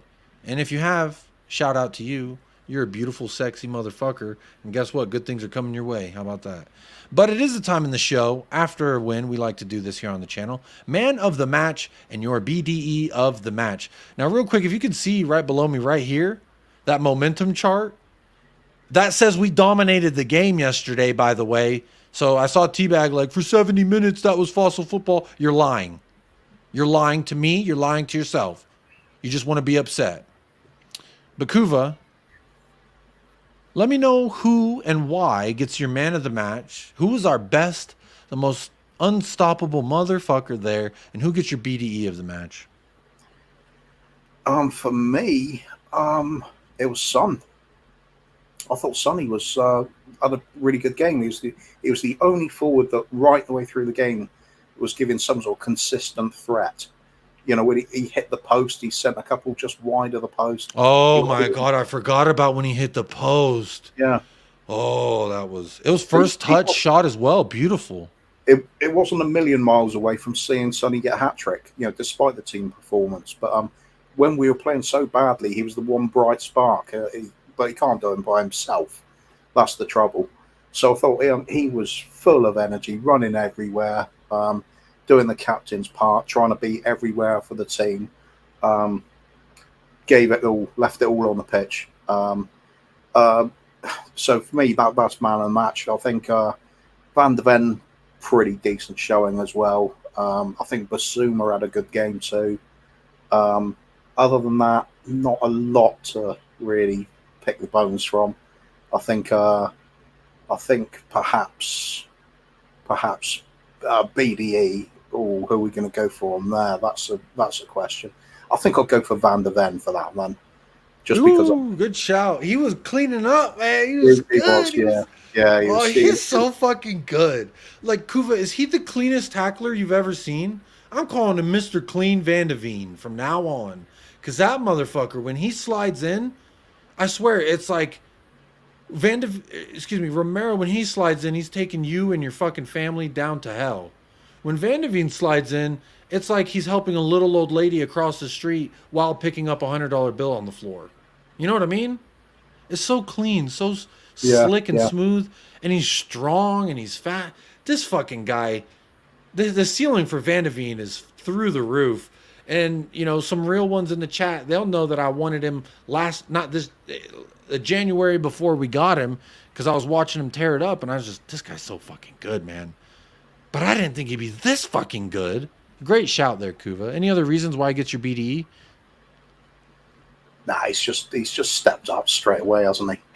As you said, we weren't expecting him to be quite this good this quickly, and he's done it on a consistent basis throughout the season. When he's playing games like that, he is outstanding. Some of the older fans might remember Nottingham Forest used to have a player called Des Walker. He was a centre back, and the Forest fans used to sing, "You'll never beat Des Walker," because it would be the same sort of thing. It would just be him back there as the last line of defence, and you knew no player was going to get past him. Kyle Walker, pretty much the same sort of thing. If you know he's the last man there, nobody's going to just outsprint Kyle Walker, are they? So we're seeing the same sort of thing. Van de Ven's pace is just phenomenal. It's what kind of player would he be without that pace? Probably not that great, to be honest. I mean, decent, but you wouldn't be looking at this absolute monster in the making. I think this is a player that's going to be certainly turning the heads of some of the biggest clubs in Europe. We're going to do well to hang on to him.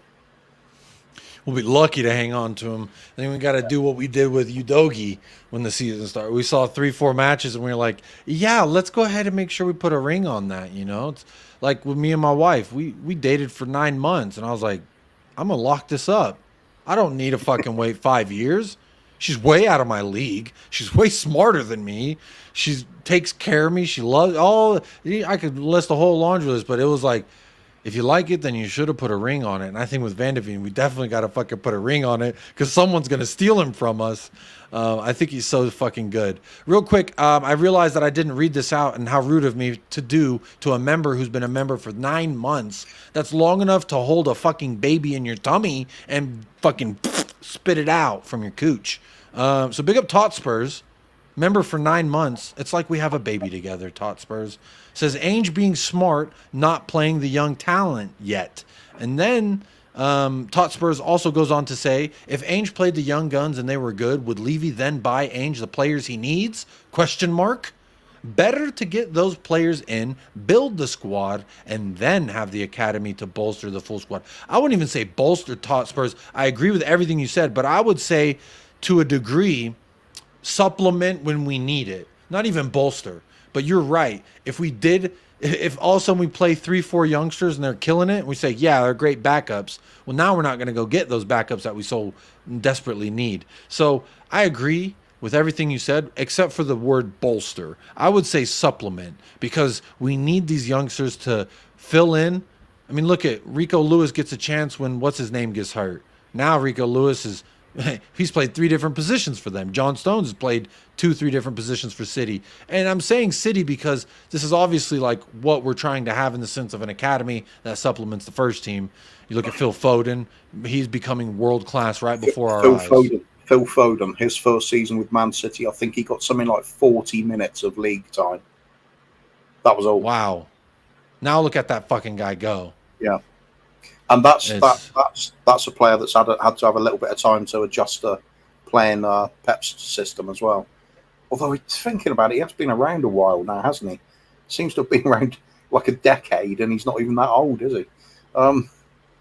Yeah, well, that's what we want to be aspiring to, though, isn't it? We want to be a team that's at a certain high level, consistently high level, and where the youngsters coming in are adding to it. They're looking to compete and force their way into starting places.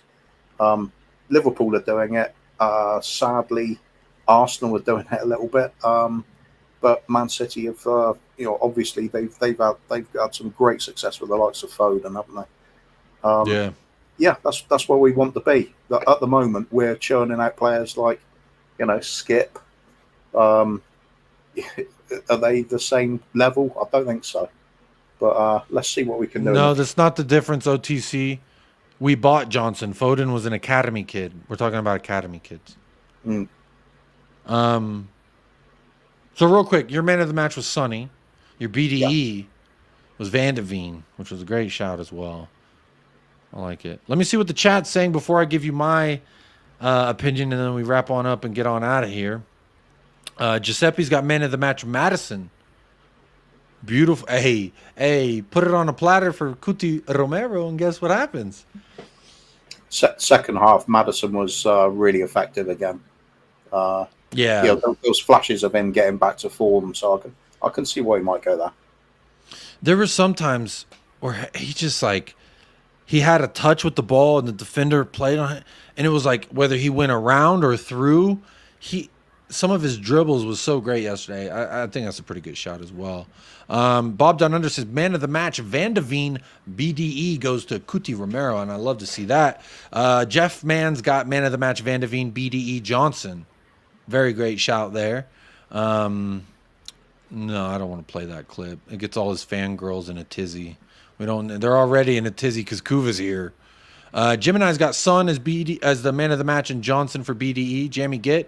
Van de Veen man of the match, BDE Johnson. Hey, that's 2 shouts there. Van de Veen man of the match for Teabag. Man of the match for Zapur is Romero. BDE goes to Van de Veen. A lot of Romero Van de Veen love, and I love to see that, honestly.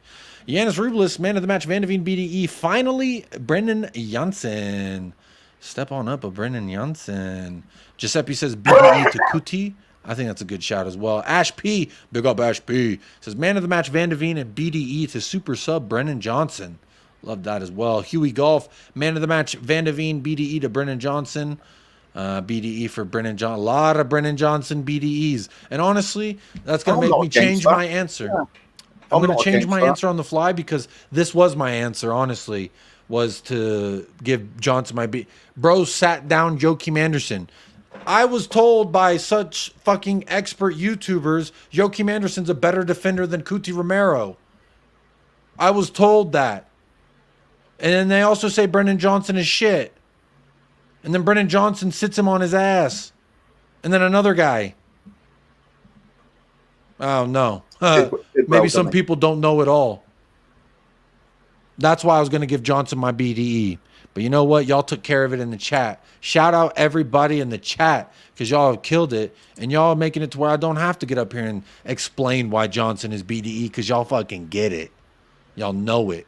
Y'all see it. You smell it. All right? Jeff's got man of the match, Son, BDE, Romero. I love that as well. Let's hope Van de Veen isn't injured. He went down twice. That is true. I don't know if we have any more man of the matches in BDEs. Let me see. Van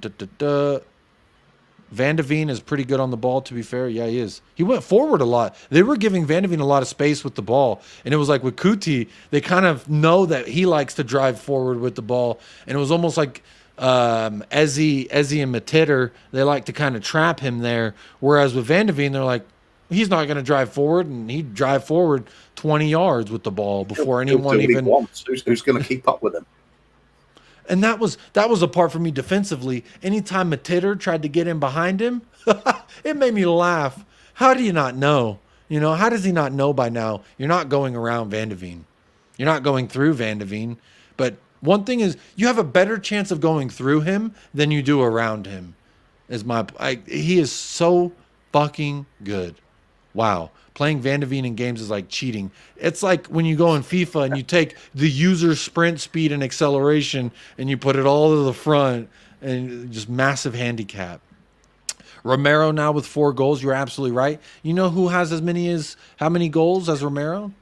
A certain striker for Arsenal that wears the number 9. Yeah. He has 4 goals. Isn't that quite funny? Actually, I did have a bookmark on that. I wasn't going to sit here and boast about it, but, you know, since someone else had to bring it up, why don't I just go ahead and share it real quick? Hang on, let me put this banner away. If you're looking at... don't even look at the photos. Don't even look at the photos yet.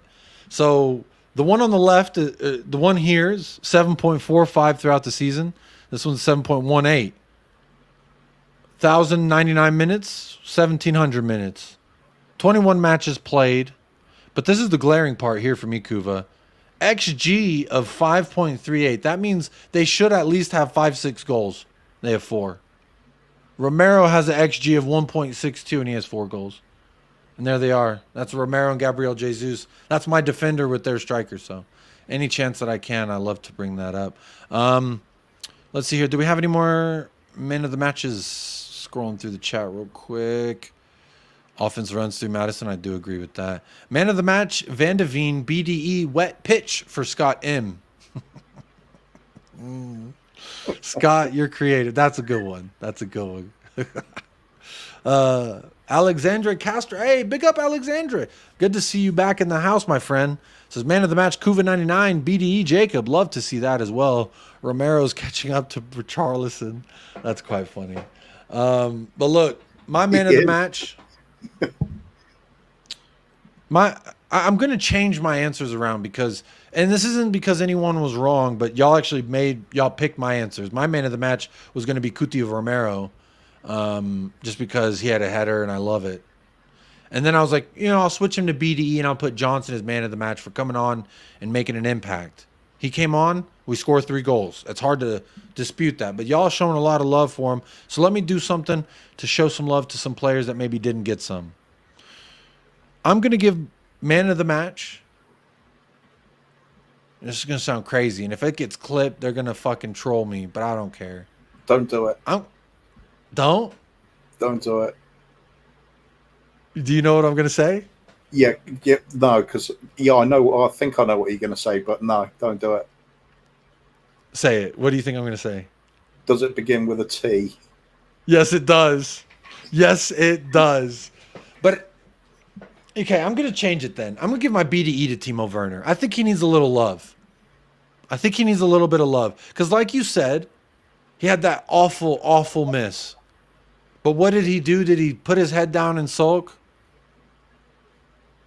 I don't think so. I thought off that left, he actually offered us something.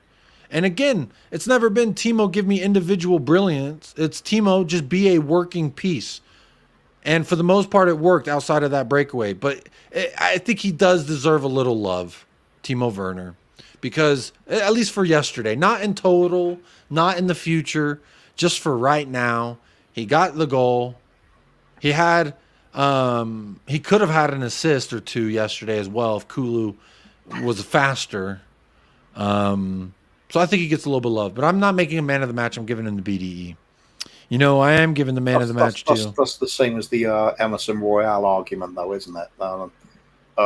You know, it gives you all that emotion. It gives you that effort, that commitment, that willingness to try and do the right thing. But at the end of the day, I make the comparison with Emerson with Odie from Garfield for a reason, because it's all enthusiasm and not much brain work going on. Anyway, that's the way it goes. I just think that while he sucks in a lot of aspects, and I was screaming the entire first half, like, run into the space, man. Run into the space. And he just never did. Kulusevski, same thing. And you know what? He could have done what Erling Haaland did in front of the net, but he didn't. He just directed it on in there. And I'm going to go ahead and give man of the match Brennan Johnson. Super sub, fuck it. He came on, we scored 3 goals. I want to say Son, he'd be my real man of the match because like all the reasons you stated, Kuva. But for the sake of diversity, diverse answers, I'm going to say nobody celebrated his goal, so he deserves a BDE. No one celebrated Timo's goal? I celebrated Timo's goal. I think it's because Sonny grabbed the ball. He wanted to get back to the halfway line as quickly as possible. That's right. Yeah. Because the team, nobody celebrated as a team. That's a good point, Ash. You're right. You're right.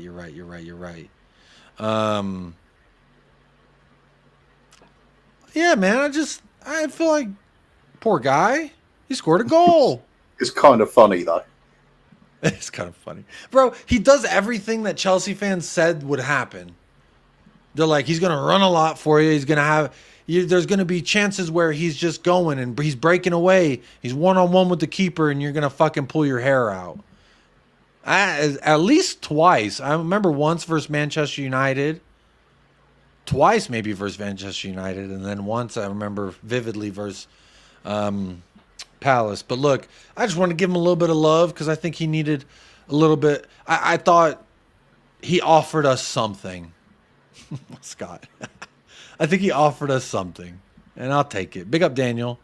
Says, saw you on fan reactions. It was funny. Bro, my reactions have made it to like these really big Korean channels as well. I feel pretty special, but also kind of silly because I'm in there like, motherfucker, I'm losing my mind. If you haven't seen the watch along, shout out Zapur. He timestamped the goals.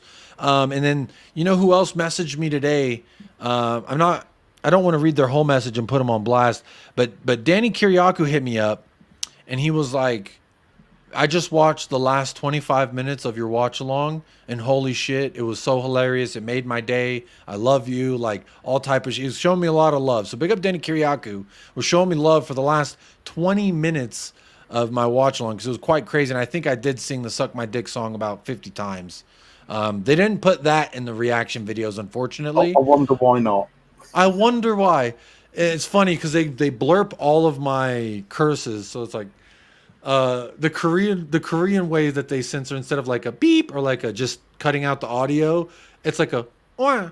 And so it's like, oh yeah, God, wah. Oh you mother wah. It was so funny. So big up those. Oh my God, what about Romero kissing the badge after he scored? I didn't even want to talk about it because honestly, I'm salivating at the thought. I would say this. I'm going to play you a couple of videos. And this is what I felt in the moment whenever he's kissing that. Actually, when he was kissing that badge, you could see my reaction. I was grabbing my badge and I was like, Kuti! Losing my shit because anytime Kuti scores, it's nut busting time. But I would say this is a good way I feel. Oh, I won't let you go. Oh, That's what I'm talking about. This shit means something to me, man. Bro. Don't even say Ayo pause. Ain't no Ayo pause, Ozan, watching on Twitch. I can't if I tried. Kuti going full LeBron James on him. What am I supposed to do? LeBron James. What am I supposed to do? Kane never kissed the badge like that. I've never seen Kane celebrate like that, grabbing the fucking, give me the fucking Tottenham.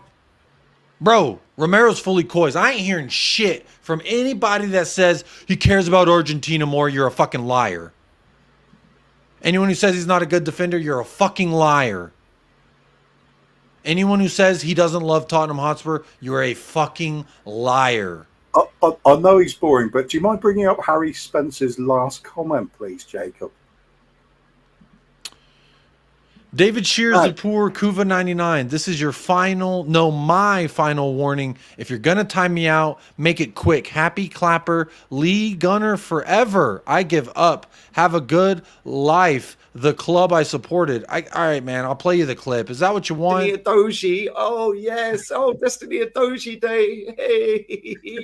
Idiots, man.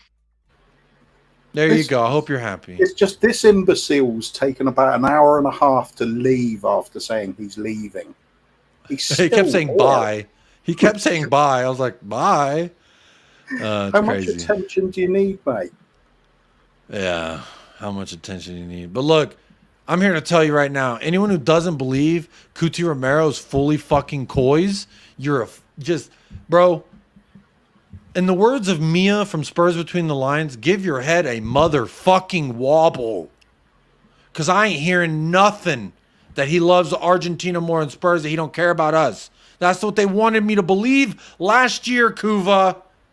That he cares about Argentina more. Oh, he just wants to be fit for Argentina. Fuck you. That's what I say. Anyone who still holds that opinion, fuck off. He certainly does want to be fit for Argentina, though. It's a massive deal to the South Americans. What player in the history of fucking sport doesn't want to be healthy for their club and their nation? Or excuse me, not their club. Take that away. Who doesn't want to be healthy for their national team, especially when it is a big, big national team like Argentina? I think Argentina's more fanatic with their football than most, though. Same with Brazil. It's a bigger decision than life or death. So your family will abandon you. Like you will have to change your last name if you decide to skip out on the night. It is a Brazilians bleed that yellow and green. Argentinians bleed that light blue and white. Like that is a legit fact. Like even in their Premier League, like the Brazilian Premier League and the Argentinian Pro League, those fans are fucking crazy. They don't play Champions League. They don't play European football. They don't give a fuck. They are crazy. But anyway, that's debatable. That's debatable, Jeff. Anfield Drew. Jacob, my fiance, said yes. Hope you're having a fantastic day. Big up Anfield Drew. Getting dubs on the weekend with a lover. I'm trying to give you some fucking fireworks. Work, damn it. Anfield Drew. Well, damn it. There you go. It's a fucking like. Here you go. Here's some balloons. Congratulations on your engagement, my friend. There you go. There's the balloons. There we go. Look, we are going to end the show there. That's a great time. I wish I gotten Paul's man of the match in BDE, but unfortunately he did have to dip. But look, I do also want to say thank you so much to tonight's sponsors of the channel. LFC for the double being a sponsor for 3 months. Spurs GCTV got 5 months. Benito Sotelo with the first super chat of the day. David Shear. Big up David Shear, always supporting the channel. Panda Ball with a super chat as well. Big up to you. And big up Todd Spurs. Remember, for 9 months, being a sponsor of the channel for 9 months that is commitment, man. That is commitment. But look, I'm going to leave it there. That's been episode 163. Yes, 163 of the Untitled series, also known as the Immaculate series. We'll be back probably tomorrow or back at some point with something, but more than likely tomorrow because fuck it. It's hard to go more than one day without getting up here and talking about things that I see and talking about my opinion. But there's a clip that I'm going to play for you. I haven't played it in quite some time, and this is my clip that when I see all of you there, I'm talking to y'all there, when I see you liking the video, subscribing and sharing the video, this is all I can really see. You must have had a great view of that. Wow, unbelievable from the back. Yeah. Unbelievable from the back every single time. But look, y'all, I appreciate all the love in the chat, all the love that we've shared, and even the weirdos in the chat. Big up yourself right now. I'm going to end the poll, so if you didn't get your vote in, you snooze, you lose, buddy. 160 votes. I don't even want to know how many likes we're on because I guarantee Chewy's not getting some of my dinner. I saw that we passed 100 likes, so he is getting dinner. 135 likes, Kuva. We're 15 likes away from him having a bite of my dinner. So you hear that, Chewy? You see what I'm doing? I'm flipping him off. You ain't getting my food. You're going to have to eat that dog kibble. But big up everybody who did like the video. I appreciate that. 160 votes, ending the poll now. 61% says we smashed them, we gashed them, and we deserved it. I love to see everyone on the side of we fucking kicked their ass, because that's how I feel, you know. But look, Kuva, do you have any final words before we say goodnight? Yeah, we did deserve to beat Palace. They weren't great. They're not a great side, so it's not a massive victory, but it's still a victory. I've just got to enjoy them while you can for the rest of this season, because there's nothing we can do about the squad until the summer now. So it's either enjoy the goals flying in, whether they're worldies or not. A few wins would be nice. Still no expectations of winning anything, because obviously we're out of the cups now. League's out of the question. So nothing's changed from the start of the season for me. It's all about getting through this one, see if we can start playing that kind of football we want to see. It's been difficult so far. See if it improves on the way. It's on the run out. Players coming back from injury. Players back from various sorts of injuries, long-term ones or not. And some players finding their form again. Look at the likes of Basuma, just starting to show signs of it again. If we get a nice run out, some very big games coming up. If we raise our game and play like we did against the bigger teams at the beginning of the season, no reason why we can't have a fun little time on the way out in this season. I still think we're going to get Champions League, but it doesn't really matter getting Champions League in terms of the football. It's all about just getting a bit of extra money for the transfer kitty at the moment, unfortunately, because we have got a lot of work to do still. There's no doubt about that for me. Early days. Early days, early doors. Early bird gets the worm, and guess what? My worm is squirming. Yeah, the question is the patience going to last? Do the fans keep the patience with the manager? Does the board? Or, bigger question still, what is Levy and Enoch going to do this summer? How big an investment are we going to see? Because that basically is the key to everything. If it's the same as it has been in previous seasons, forget it. This is all pointless. I agree. And I still feel like if we pick up Timo Werner's option, this is an indication of where we are as a club and our mindset. But hey, if he keeps doing what he's doing, I think if you get one GA a game for the rest of the season, maybe a squad player for 15 mil is not bad then in that sense. I don't know. Foreign spot. Look, we'll talk about it. Also, we will be talking about Villa, a fucking huge match in regards to the top 4 race at the weekend. We go to Villa Park to play Unai Emery, and who knows what we're going to fucking get there. Good evening. Good evening. Good evening. Fuck you, Unai Emery. I'm not playing that whole thing. It's going to be a good evening for us. We'll talk about it. We'll get into it. But as always, folks, if anyone's hating on you, if anyone's not loving on you, I'm going to play this last little clip. This is the last clip for me, y'all. And just remember the fine words of Snoop Dogg in regards to anyone who's... You know what? I'll play it at the end of the outro. I'm going to end the show. I'm going to end it there. We're over 2 hours. My wife is wondering where the fuck I am. I told her I was going to end this an hour ago. What a shitty husband I've been. So I apologize for that. Look, y'all, I need you to do me a couple more favors. If you haven't liked and subscribed and shared by now, I don't think you're ever going to do it. So there's no point in saying it. So please do. But there's a couple things you can do for yourself. It's not for the channel. It's not to support United Spurs of America. It's just for you to be a better person and be a little bit happier. I need you to do a couple things for me, folks. And that is to stay blessed. I need you to stay fresh. I want you to up the lads. And as always, come on, you Spurs.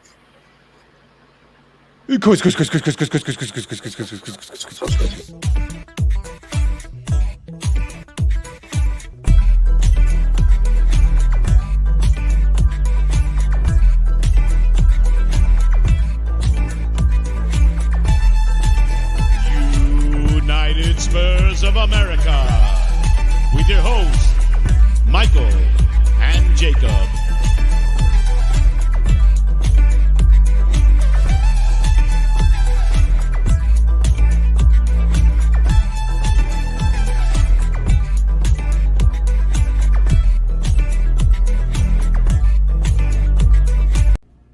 funky dog head bitch. How dare you try to tarnish my motherfucking homeboy's reputation, punk motherfucker.